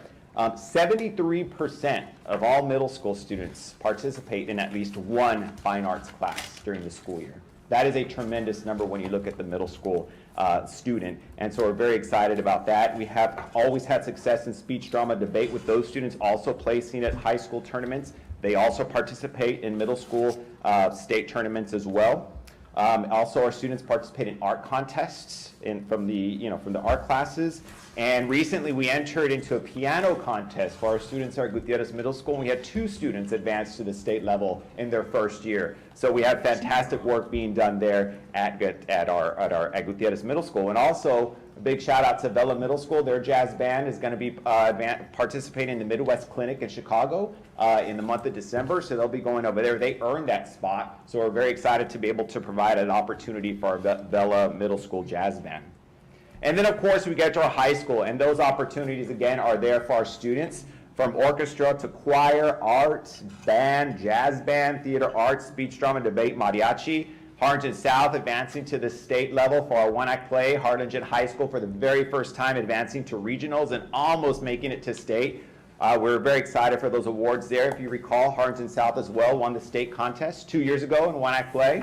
So they've had success there, and just the program at Harlingen High School continues to grow. And also, we spoke about the conservatory, the opportunities and the pathways that we offer to our students there at the conservatory in the area of dance, musical theater, theater production, technical theater. The number of students continues to grow that are interested in that conservatory, especially from students that are outside the area of Harlingen, or students that otherwise would not be in Harlingen are there because of the opportunities being afforded to them there at the conservatory. And at the high school, we have 53% of students that participate in at least one fine arts program there. So when you add it all together, we have 80% of HCISD students that participate in at least one fine arts course in a given school year. And that's a tremendous number, and that speaks volumes to the support that's afforded to the students by you all, by administration, by teachers. And so we're extremely grateful for being allowed to provide students that opportunity. And we aspire, we dare to be, because we are HCISD. And so I just want to thank you very much for all of your support of the fine arts programs here at HCISD. Thank you, Mrs. Fleury, as well. I see you and Dr. Pettis, and just thank you very much to everyone for those opportunities. Thank you. Tremendous. Thank you, Dr. Vidal. Board, do you have any comments or questions for Dr. Villarreal? I actually have one question along with a comment, please. Melinda? Yes, ma'am, please. Thank you. First of all, the comment, of course, is hallelujah, hallelujah, hallelujah. It's fabulous. And I really appreciate your giving us a synopsis. What's the word? I'm so discombobulated with joy. Thank you for summarizing for us what we are doing, because sometimes we forget which is happening at the middle school or the elementary or the high school. So that was very helpful, Joseph. And it is hallelujah time in the Harnison School District. This is extraordinary. But as Dr. Reiniger said, we're going to want to see what's happening next week. I think it's a great concept. My question is, and this truly is just a question. This is not even a suggestion. It's just a question. I'm wondering, I've never really understood to what extent is the depth of the conservatory in terms of its effect on all of our students. It's fine if it's just the seniors, but I don't really know what it is. And so what are our conservative people doing in terms of working with other schools, if anything, other grade levels? And the second question that's somewhat related to that is in terms of teachers again. How are we providing and how much are we providing this individual performance training, such as piano? Sure. So for your first question, Ms. Fleury, so the conservatory is open for students in grades 9 through 12. So they can be enrolled at Dr. Cano, Harlingen High School, Harlingen South. They spend the first part of the day at their high school, and then they spend the rest of the day there, their other half of the day at the conservatory, receiving intensive training in those particular areas. And when we say intensive training, that means it's training provided not only through our teachers, but also any contracted employees that we bring, or contracted individuals that we bring, whether it be via virtually. This year it's virtually, but in the prior year, we brought them face to face. So they could provide intensive instruction, whether it be in dance, voice, or theater. And so that is open to any and all students in the school district. We're very lucky and fortunate that Gutierrez Middle School of Arts and Sciences is located next to the conservatory. So those students as well that are part of the pathway are able to participate in those intensive courses there at the conservatory. But it's just not limited to those students, because we want to be able to provide as many opportunities for all the students of HCISD. And so we offer similar courses and choices for our students that decide to stay at their middle school, so that we can just continue to expose them to the arts. So to sum it all up, it's open to all students that are interested in those programs. And then when it comes to the teachers, there's constant staff development, and that's what we like about our guest artist that we bring into the conservatory, because it's not only for students to learn, but it's also great professional development for our teachers to learn from. So we're bringing in industry professionals, whether it be from Broadway, off-Broadway, or from art schools across the country, where, there's always a silver lining to things. And when you think of COVID-19, you had a lot of artists that were willing to participate virtually. So we were able to just contract someone from New York City, and they would just come on screen, and they were there providing lessons in dance or voice to our students on a computer. And we had all of our students in there. We had all of our teachers in there learning from industry professionals. As the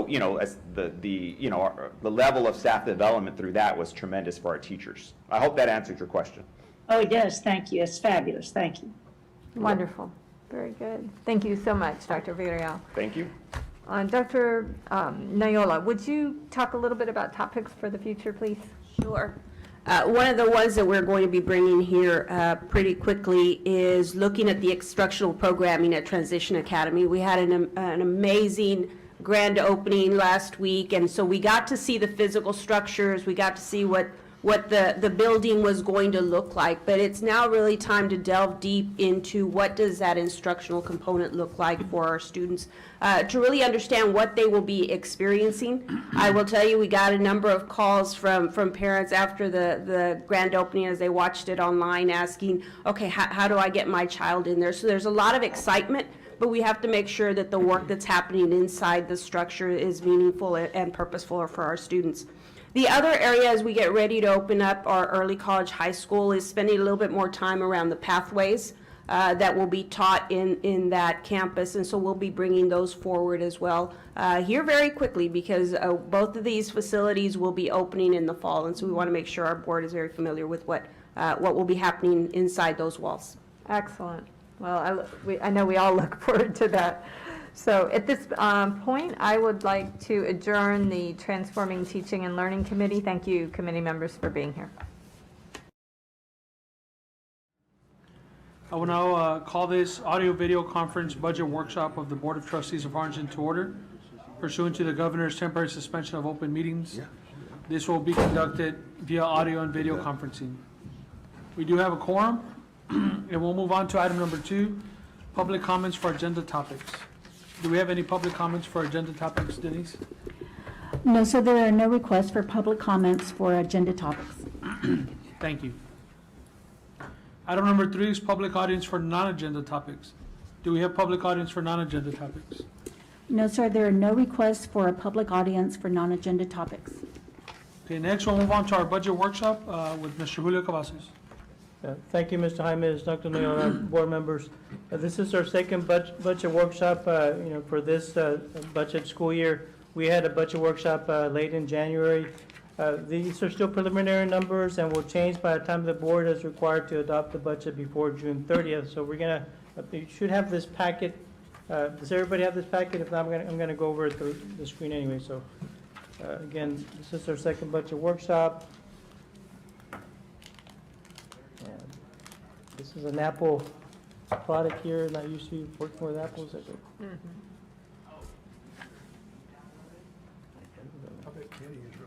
Okay. All right. And your son's lucky. Right there, okay, yeah.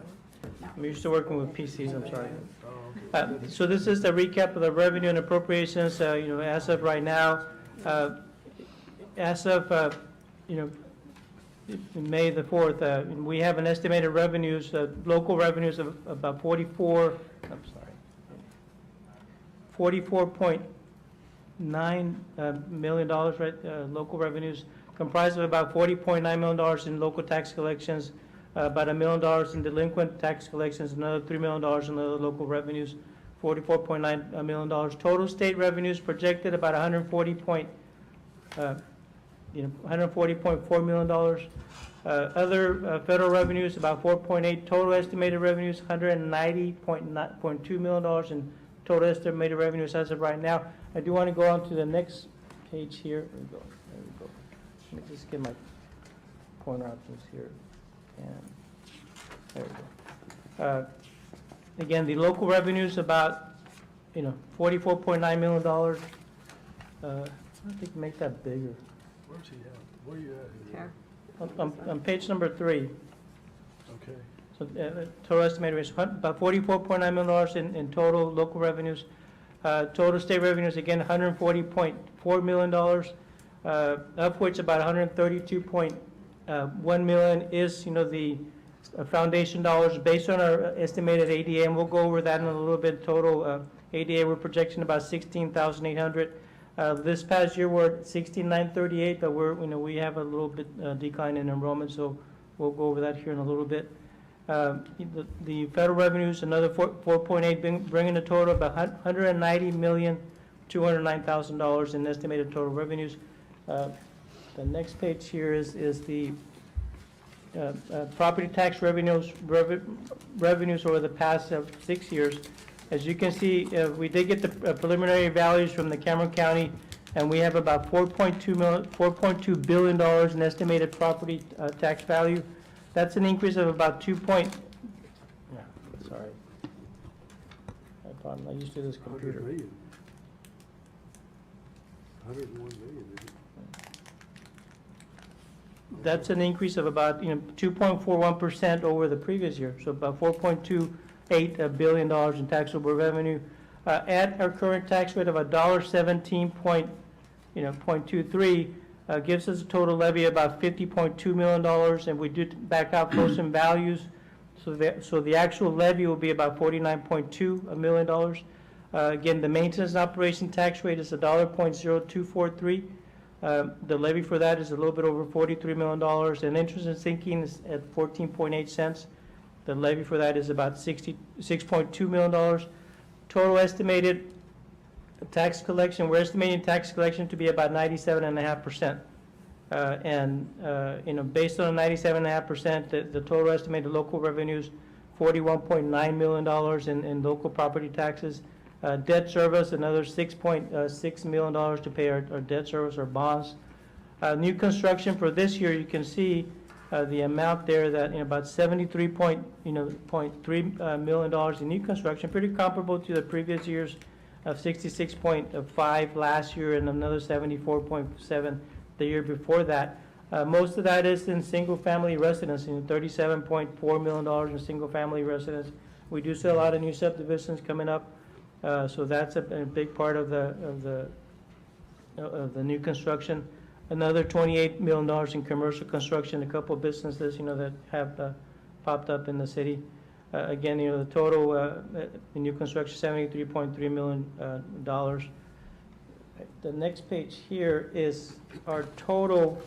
Julio, yes. can I ask you a question? Sure. When you say back at the top of that last one page, frozen values, are those values where people's taxes are set because of their age or what have you? Yeah, correct.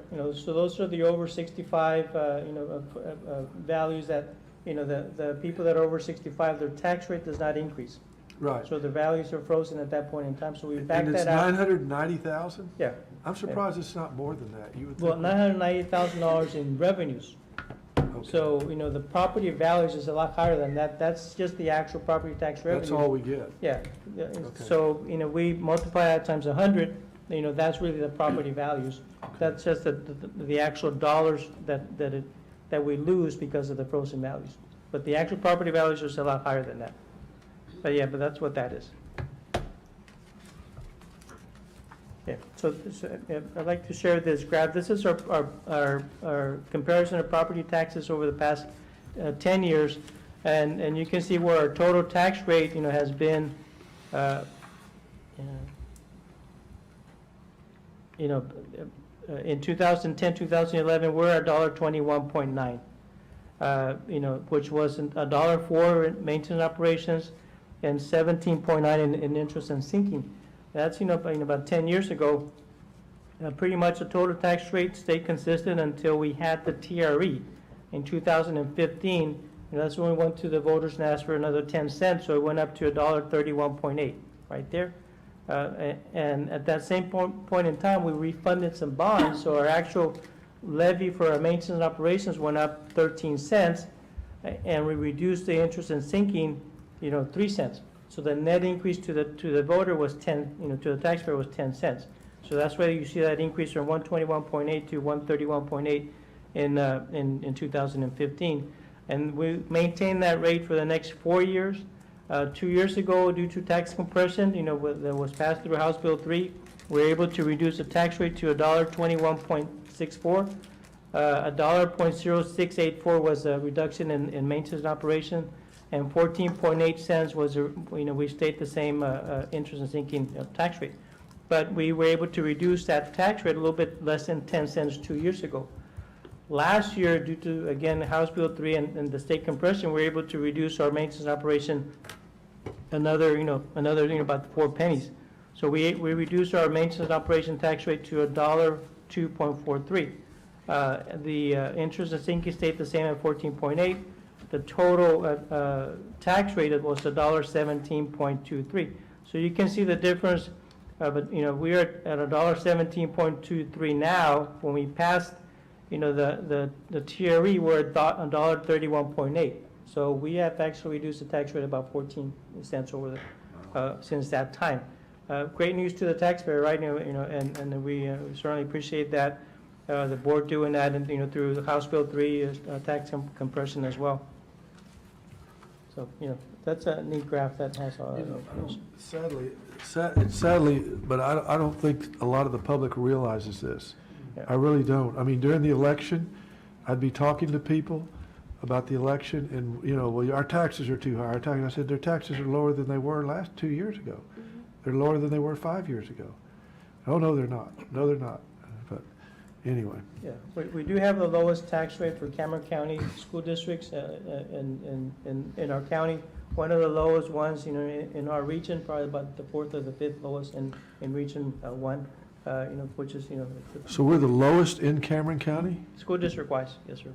That's, One of the things that the tax compression did is it required school districts to lower their maintenance and operation. And it was designed to bring an overall lower tax rate at the end. However, because it was just focused on reducing your maintenance and operation, some school districts did reduce it, but instead of passing that savings on to the taxpayer in the final tax rate, they just swapped it over into interest and sinking. And so a lot of school districts and communities did not see that drop in the tax rate that was intended. Fortunately, in our school district, our Board of Trustees made the decision to lower that maintenance and operation rate and pass that savings on to the taxpayers. And so there are some communities where they truly did not see any impact from the legislation because they could do that type of swap, but certainly in our community, that posed significant savings for our community. you know, that's something that when you do your state annual report, you ought to use this chart to show these folks that, and also that we are the lowest in Cameron County, and the best quality too. Yeah, yeah, no doubt, sir, yeah, but we do have the analysis of, you know, what other school districts did, you know, for, you know, House Bill 3 compression, and be glad to share that with you all at some point in time.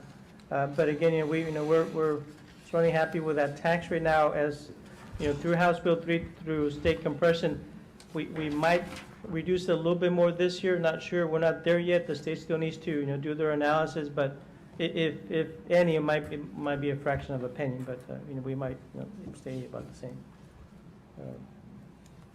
So this is the preliminary values that we got from the appraisal district. Again, if you look at the net taxable values, it's about $4.4 million. And this is preliminary, you know, this is the early numbers. Those numbers always change. You know, for my projections, I go back and I analyze past history to see what the certified value is going to be. So I already adjusted for that, you know, just an estimate. But that's the preliminary values. Last year, this is a 2020 preliminary totals, about $4.3 million. So we actually increased about $100 million, a little bit over $100 million in property values for this year. I think that this is extremely conservative. I mean, I've never seen the real estate market on fire like it is right now. Subdivisions are going up like crazy in our district. And I mean, we're seeing houses that are on the market for 3 and 4 days that used to be on the market for a year. And the cost to build a house, I mean, it's, you know, it's escalated by 20 and 30%. So that's going to increase values next year. Yeah, and for next year, absolutely. So I think you're going to see that go up again, but I agree. I think your numbers are really conservative, which I like, so. Yeah. No, yeah, and again, you know, we get that information from the Cameron County Appraisal District. And again, new construction this year was about $75 million. Last year was $66 million, so it increased a little bit. So yeah, I think those numbers are going to, you know, trend Go up upward. quite a bit. Yeah. So we go back to the first page here on the recap of the revenues and appropriations. So that's pretty much our estimated revenues. Again, $190.2 million. So we start with the appropriations. How much we budgeted last year? Last year we budgeted $189.7 million. From that, we back out these one-time items that we put into the budget. And as you recall, last year we did a one-time salary payment to staff in December. It was included in the budget, so we backed that out because it's not a recurring item. So we backed that item, and that's about $2.27 million that we back out from that 189. We look at the staffing guidelines that we have currently right now, and let me go to that page. So the staffing guidelines that Ms. Goggins has been working with the principals and the superintendents for elementary, secondary, and the rest of the staff, show that we, currently, based on our enrollment, we can reduce about, 9 staff at an average cost of $55,000, translates to about $500,000 in net reductions based on our current enrollment. So that's as of today. She's still working the numbers with staff, but that we take that reduction and we plug it into our recap here and staffing guideline adjustments, less $500,000. We're still working on some other pending budget items that we'll finalize that by our June meeting. So the total appropriations that we have as of right now, $186.9 million, gives us a surplus, about a $3.2 million surplus, of which, we're anticipating, we're looking at our health insurance. Right now, I plugged in about a 2%. It might vary, so I just backed that, 2%, about $250,000. So it might be a little bit more than that, but right now the surplus that we have is about $2.9 million. Again, it's early on in the budget process. We're still looking at that, but that's certainly good news as of right now. We can do some potential cost of living adjustments. We didn't have a cost of living adjustment last year, but because we have a little bit of surplus there, we might be looking at that. So as of right now, those numbers look good. Any questions on the estimated revenues and appropriations? Again, these are preliminary numbers. We're still fine tuning those. So I do have a couple of. Yes, ma'am. I'm sorry. Oh, yes. I do have a question, but I'm sorry if I interrupted someone else. I just had to unmute real fast. Did I interrupt anyone else? No, Jerry, go ahead. Okay, thank you. Julio, this has been sort of a long-term question for me, and I'm thinking now is a better year to ask it than other years when we were in crisis. We've had, as should be the case, additional monies coming in, hither and yon, from the state, for, COVID reimbursement, for COVID extremities that have been experienced, et cetera. So it seems like we have more monies, or we are going to have more monies than we've had in the past. And so 2 questions come to mind. Number one, do we need, and I'm saying this with all due respect to Greg, because I think he will, in the long run, agree with my question. Do we need as tight a rein right now on the budget, given monies that will be coming in, and perhaps you have already explained at another point where they will be, but and leading to that point, I'm wondering, we have done extraordinary things, example being what just happened in the last hour, extraordinary things with budgets that we have set up. So I have great confidence that we will be able to continue to do extraordinary things. But I also and I'm also wondering, and this is, for the superintendent's consideration, if we have areas within our instructional program, whether it be special ed, whether it be early literacy with emphasis on dyslexia, whether it would be STEM, whatever it would be, where it might be beneficial to the district to really give the superintendent the opportunity to beef up the staffing. That we really might, rather than looking just at bricks and mortar, which we have to do, that's our job, we do all the time, but also allow staff to do an in-depth study of what we really might need to take each of these programs to the level of where we've taken the arts, for example. That's going to cost somebody somewhere some money. But that's what we would all love to see, I think, staff and board. So I'm wondering if there's any opportunity to use any of the funding we're getting. And number 2, even absent the funding, I don't want the new superintendent to have to feel restricted to minimal staffing needs, which would adversely affect our goal that all the district programs, academics included, get to a national award level. Did I make any sense with that, Julio? No, absolutely. So I'm glad you brought that up. You know, I do have a slide here that I want to talk to the board about the federal stimulus funds. And so I'm going to jump to that slide here. Can everybody see that? Okay, so you know, as you all know, there's been 3 rounds of stimulus packages passed by the federal government.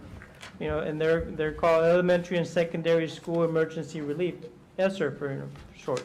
So ESSER 1 was last year. It was last May 2020 when the president signed that, and our allocation was $6.9 million for those funds. The state used at their level, they had the discretion to keep some at the state. They used $6.3 million of that. You know, so they issued to us, you know, we could use $575,000, of which, you know, we did, you know, get those funds, and we used those funds for, you know, PPE items, you know, the touchless water fountains, the sinks, you know, the sanitizing stations, you know, the face shields that we purchased, you know, we use those dollars to fund that. Pretty much, you know, we got $575,000 out of ESSER 1. ESSER 2, you know, the allocations are $30,070,000. That's still sitting at the state level. They have not made a determination, you know, how they're going to pass that through to school districts. So we have not received those funds. ESSER 3, which is the one that was passed in January, late December, January, that allocation to us is $65,703,000. A big number, right? All these 3 are big numbers. So for the district use, I mean, the state's not keeping any of those dollars at this point in time. You know, district use $65.7 million. We have been, districts have been released 2/3 of those dollars. For us, that's $43.9 million in federal dollars that, you know, we're doing, you know, completing the application, and we'll be able to use those funds for various things, you know, instructional needs. Now that could be, you know, additional pay, extra duty pay, you know, hiring, you know, part-time teachers, you know, summer school, you know, we could use that for that as well. Technology infrastructure, we have a huge demand you know, to upgrade our technology infrastructure. We can use that for you know, these dollars for that as well. HVAC and clean air upgrades, you know, we can use these dollars for that. Sanitizing our buildings, you know, upgrades to reduce, you know, the virus transmission is pretty broad uses of these dollars, which is huge. We have been meeting, you know, the last, you know, couple of weeks. You know, we met a couple of times with, you know, the senior team members and Dr. Noyola, and kind of, you know, identifying how we want to use these funds. Now we have 3 years, you know, up to 2024 to use these dollars.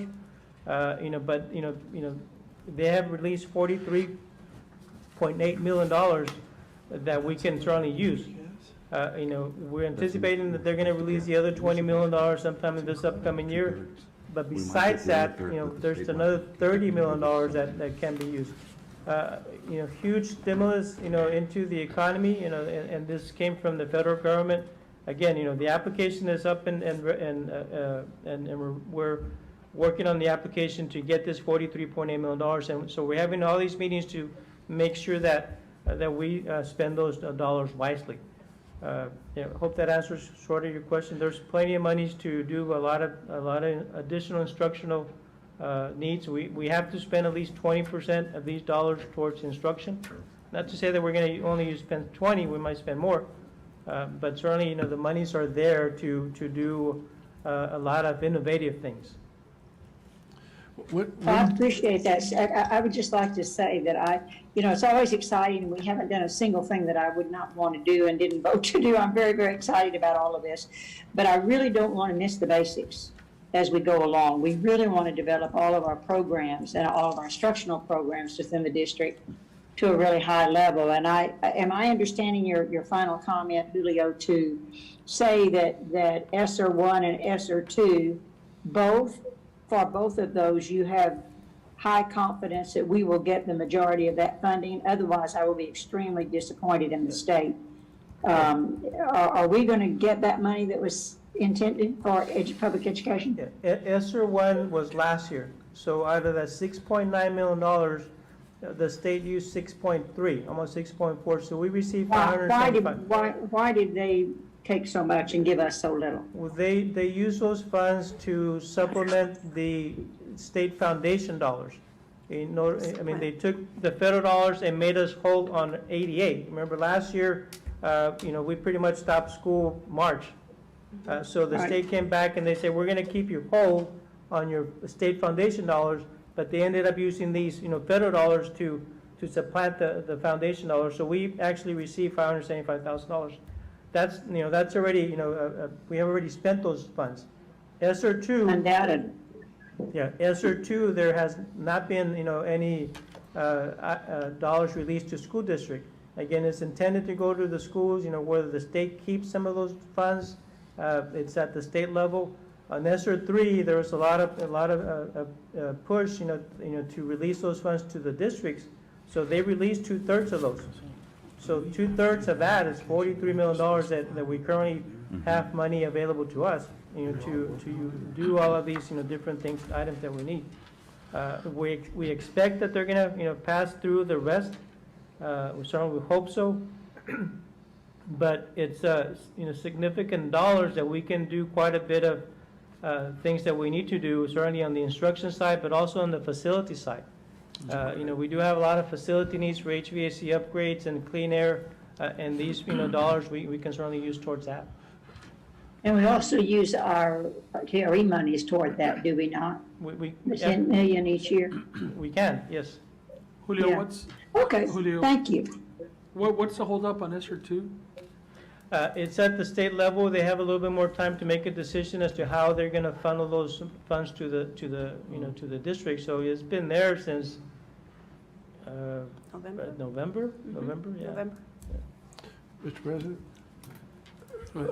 Julio, so you said the application, you'll have to allocate what projects and how much to each project we want to associate it with, right? Yeah, we have to identify how we're gonna use those funds. So, yeah, so as we set up our meetings and, Oscar was in part of the meeting, we're identifying how we can use, some of those funds. When will you have your application completed? We're hoping, within the next 2 weeks. We met, last Friday. We had a previous meeting before that. Dr. Noyola was, part of that meeting. So yeah, the goal is to get it done as soon as possible so we can start these, these projects. Thank you. But certainly, great news for us because It's terrific. That's huge. Terrific.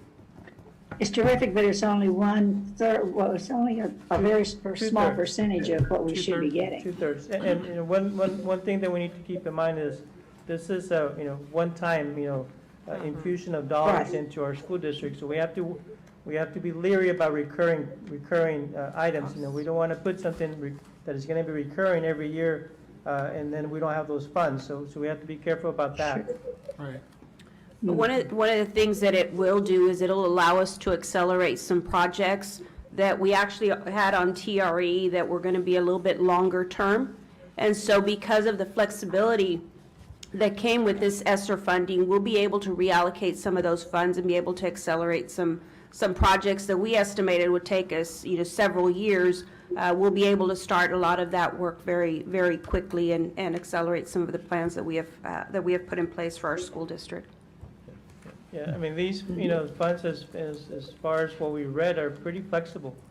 There's no supplemental supplant issue. It means that we can pretty much use them the way that we need to use them.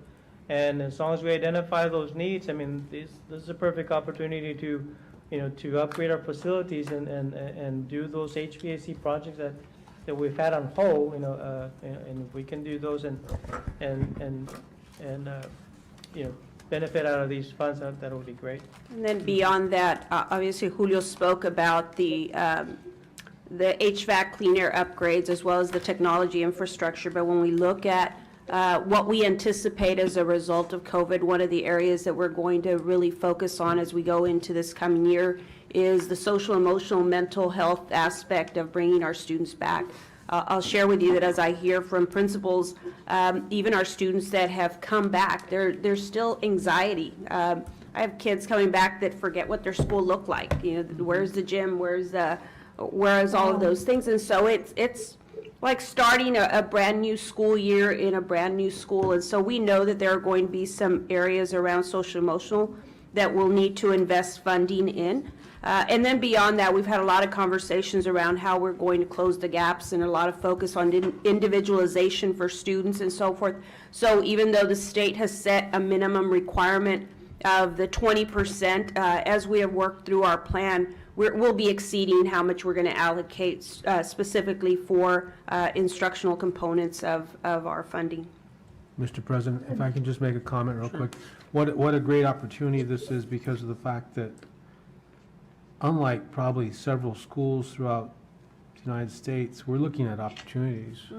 Where I know I'm making assumptions, but I don't think I'm far off.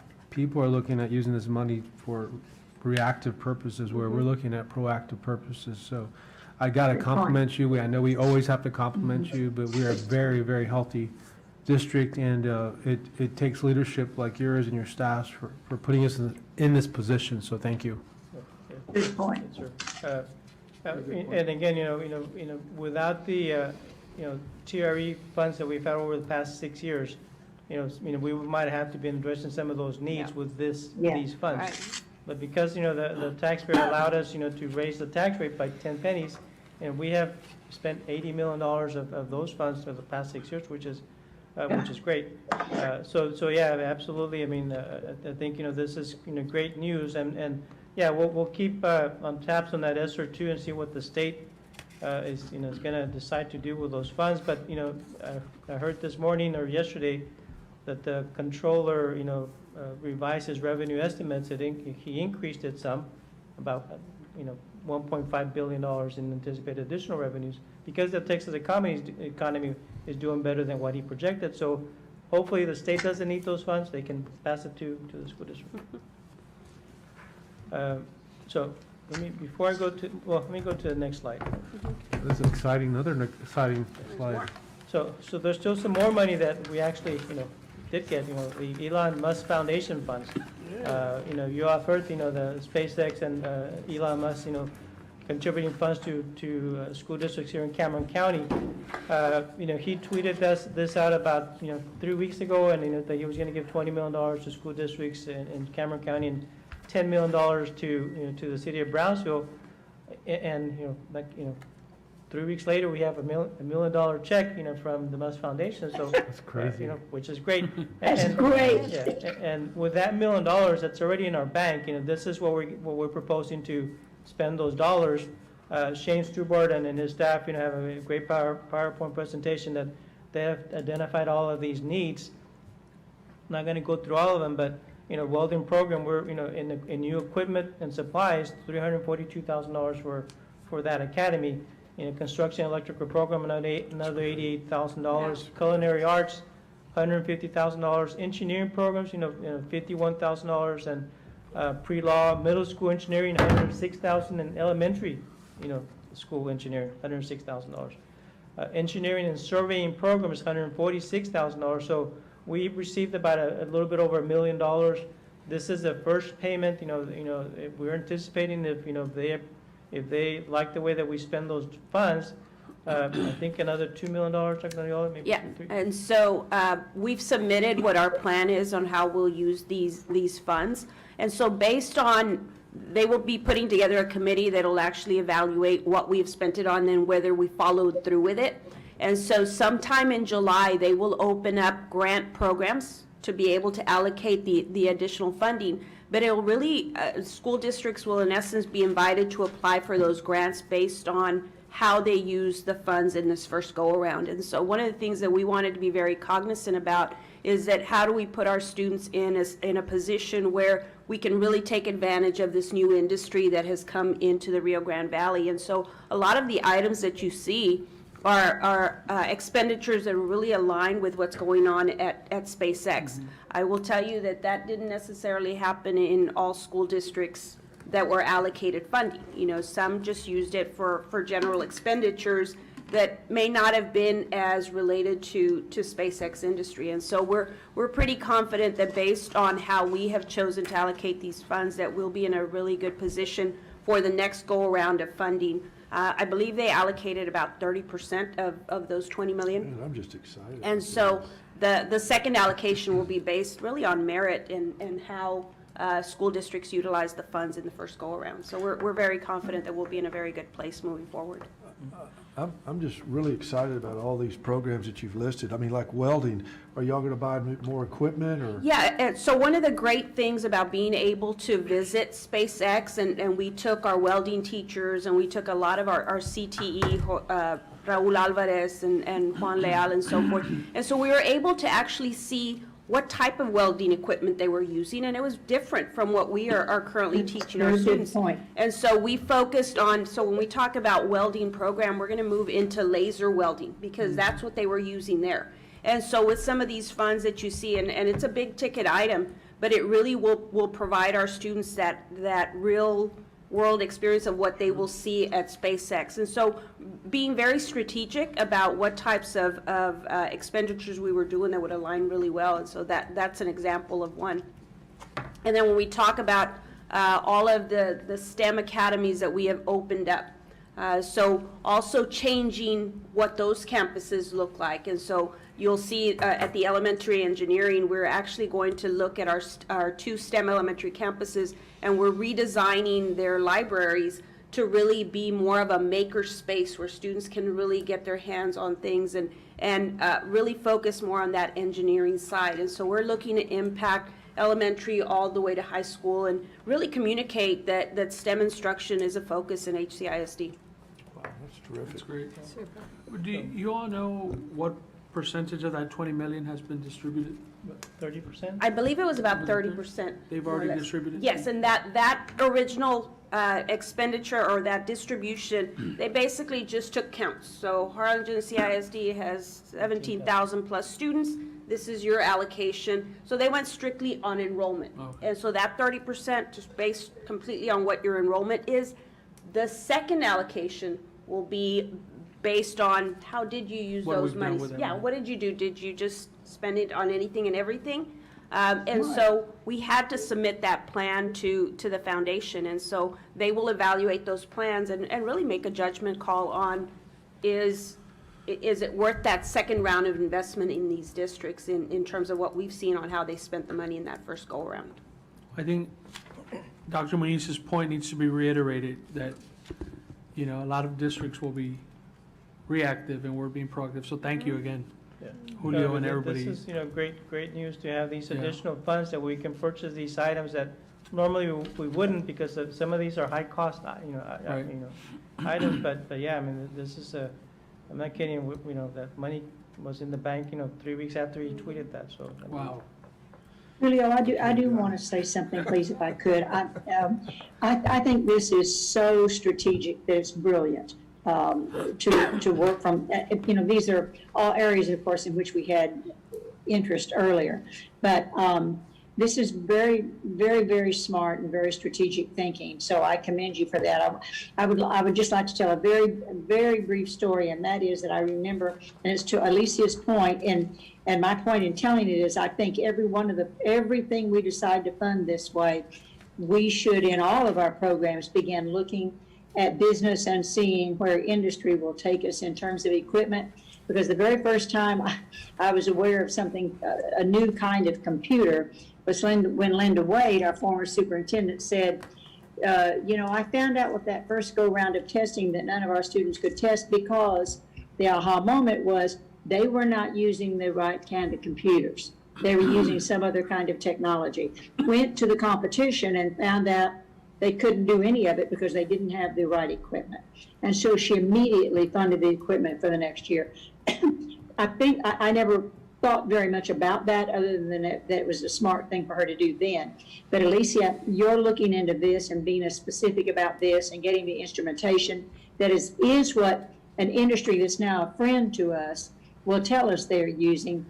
It's almost like we should have a checklist and check off everything we're teaching in terms of particularly the CTE. I think that is more and more likely to be the case. As we know, technology is expanding exponentially. So kudos to y'all. That's really smart. That's really smart. I did want to ask what the transportation program was. You know, like I mentioned before, Shane put this, you know, a big PowerPoint with all the needs. Transportation, Shane, do you recall what's in the, It's the automotive program that we have there. Oh, good, okay, I knew it Yeah, was sorry. our transportation or our teaching, so it's back still to the students. yeah, yes, it's to the students, it's not for the transportation Very department. smart, no, very smart, very smart. Yeah. What's the EV program, the electric vehicles? The electric vehicle energy program? Yes, that's, as you know, Tesla is in battery-powered cars are now on the market by every manufacturer. So we're looking to open up an opportunity for kids to learn how to work on electric-powered cars. So that's what that program is. Smart. Yeah. Shane has a very detailed, you know, PowerPoint, you know, presentation with all the items that we're actually purchasing with these dollars. And that might be an excellent opportunity for us to bring that to our transforming teaching and learning and really just go a little bit more in depth into what our plans are looking like through that partnership. This is a big sales item, I think, in terms of not just getting refunded, but I think the community, sort of to Greg's point, sometimes they don't know really what, you know, their understanding is. They don't know how far off it really is. It's probably pretty far off in terms of this. This is very up to date, and I'm really proud of that. Any other questions on the, good? Did they put any restrictions on what we could spend it on? Nope. No, they just, as I mentioned, they just sent us an amount based on our enrollment. I think it was a test. I think that's what it was. It was a test. We're going to give you money. What are you going to use it for? And so, you know, I think that some will pass the test and some may not. So. No, they really didn't. It was pretty easy, and you know, Shane submitted some information to them, and you know, a week later we asked, you know, how do you want the check delivered? Do you want a direct deposit, or do you want check cut to your district? And so it's pretty. Wow. neat. Very nice. That's great news. That was the first test. That's the first test.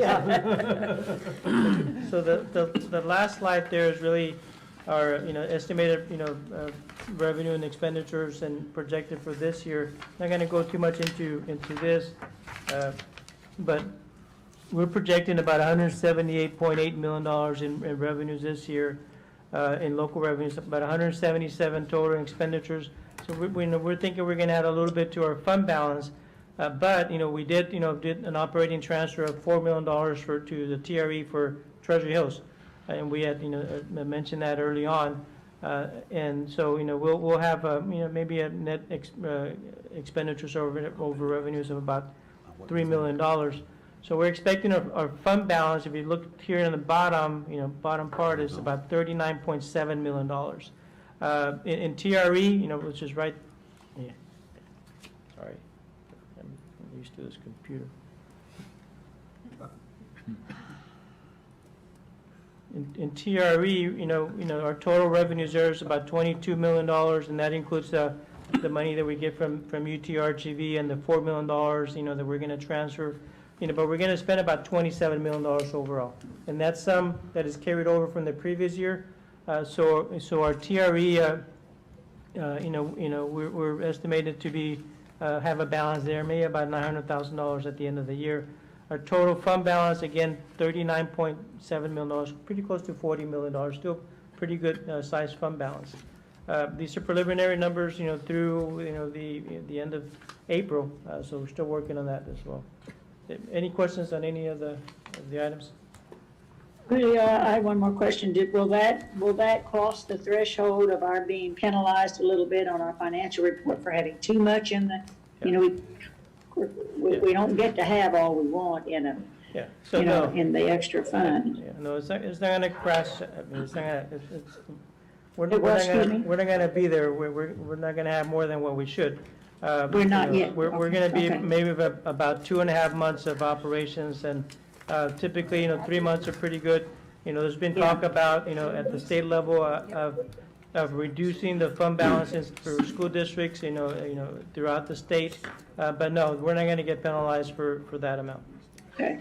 What's the fine. threshold? Good, 3 months? thanks. The 3 months. Yeah, 3 months. I mean, that's the recommended, right? Now, you can have more than that. You can certainly have more than that. Mr. President, I have one. Mr. Cavazos, would you mind going over the enrollment parts of this? Yeah, I think I might have, I think I skipped that slide. Thanks. Okay, yeah, certainly, and thanks for pointing that out, Dr. Reiniger. So this is the enrollment over the past, 10 years. And the total enrollment, not the ADA, just the number of kids that we have. And, as you can see, back in 2010, 2011, we're 18,339. And it went up and, pretty much every year, up to 2015, 16. Then it started to come down a little bit, 18,371 in 2017, 18. Had a pretty good increase in 18, 19. I think that's when we opened up the, pre-K for all. And then it went down a little bit, 346 in 19, 20.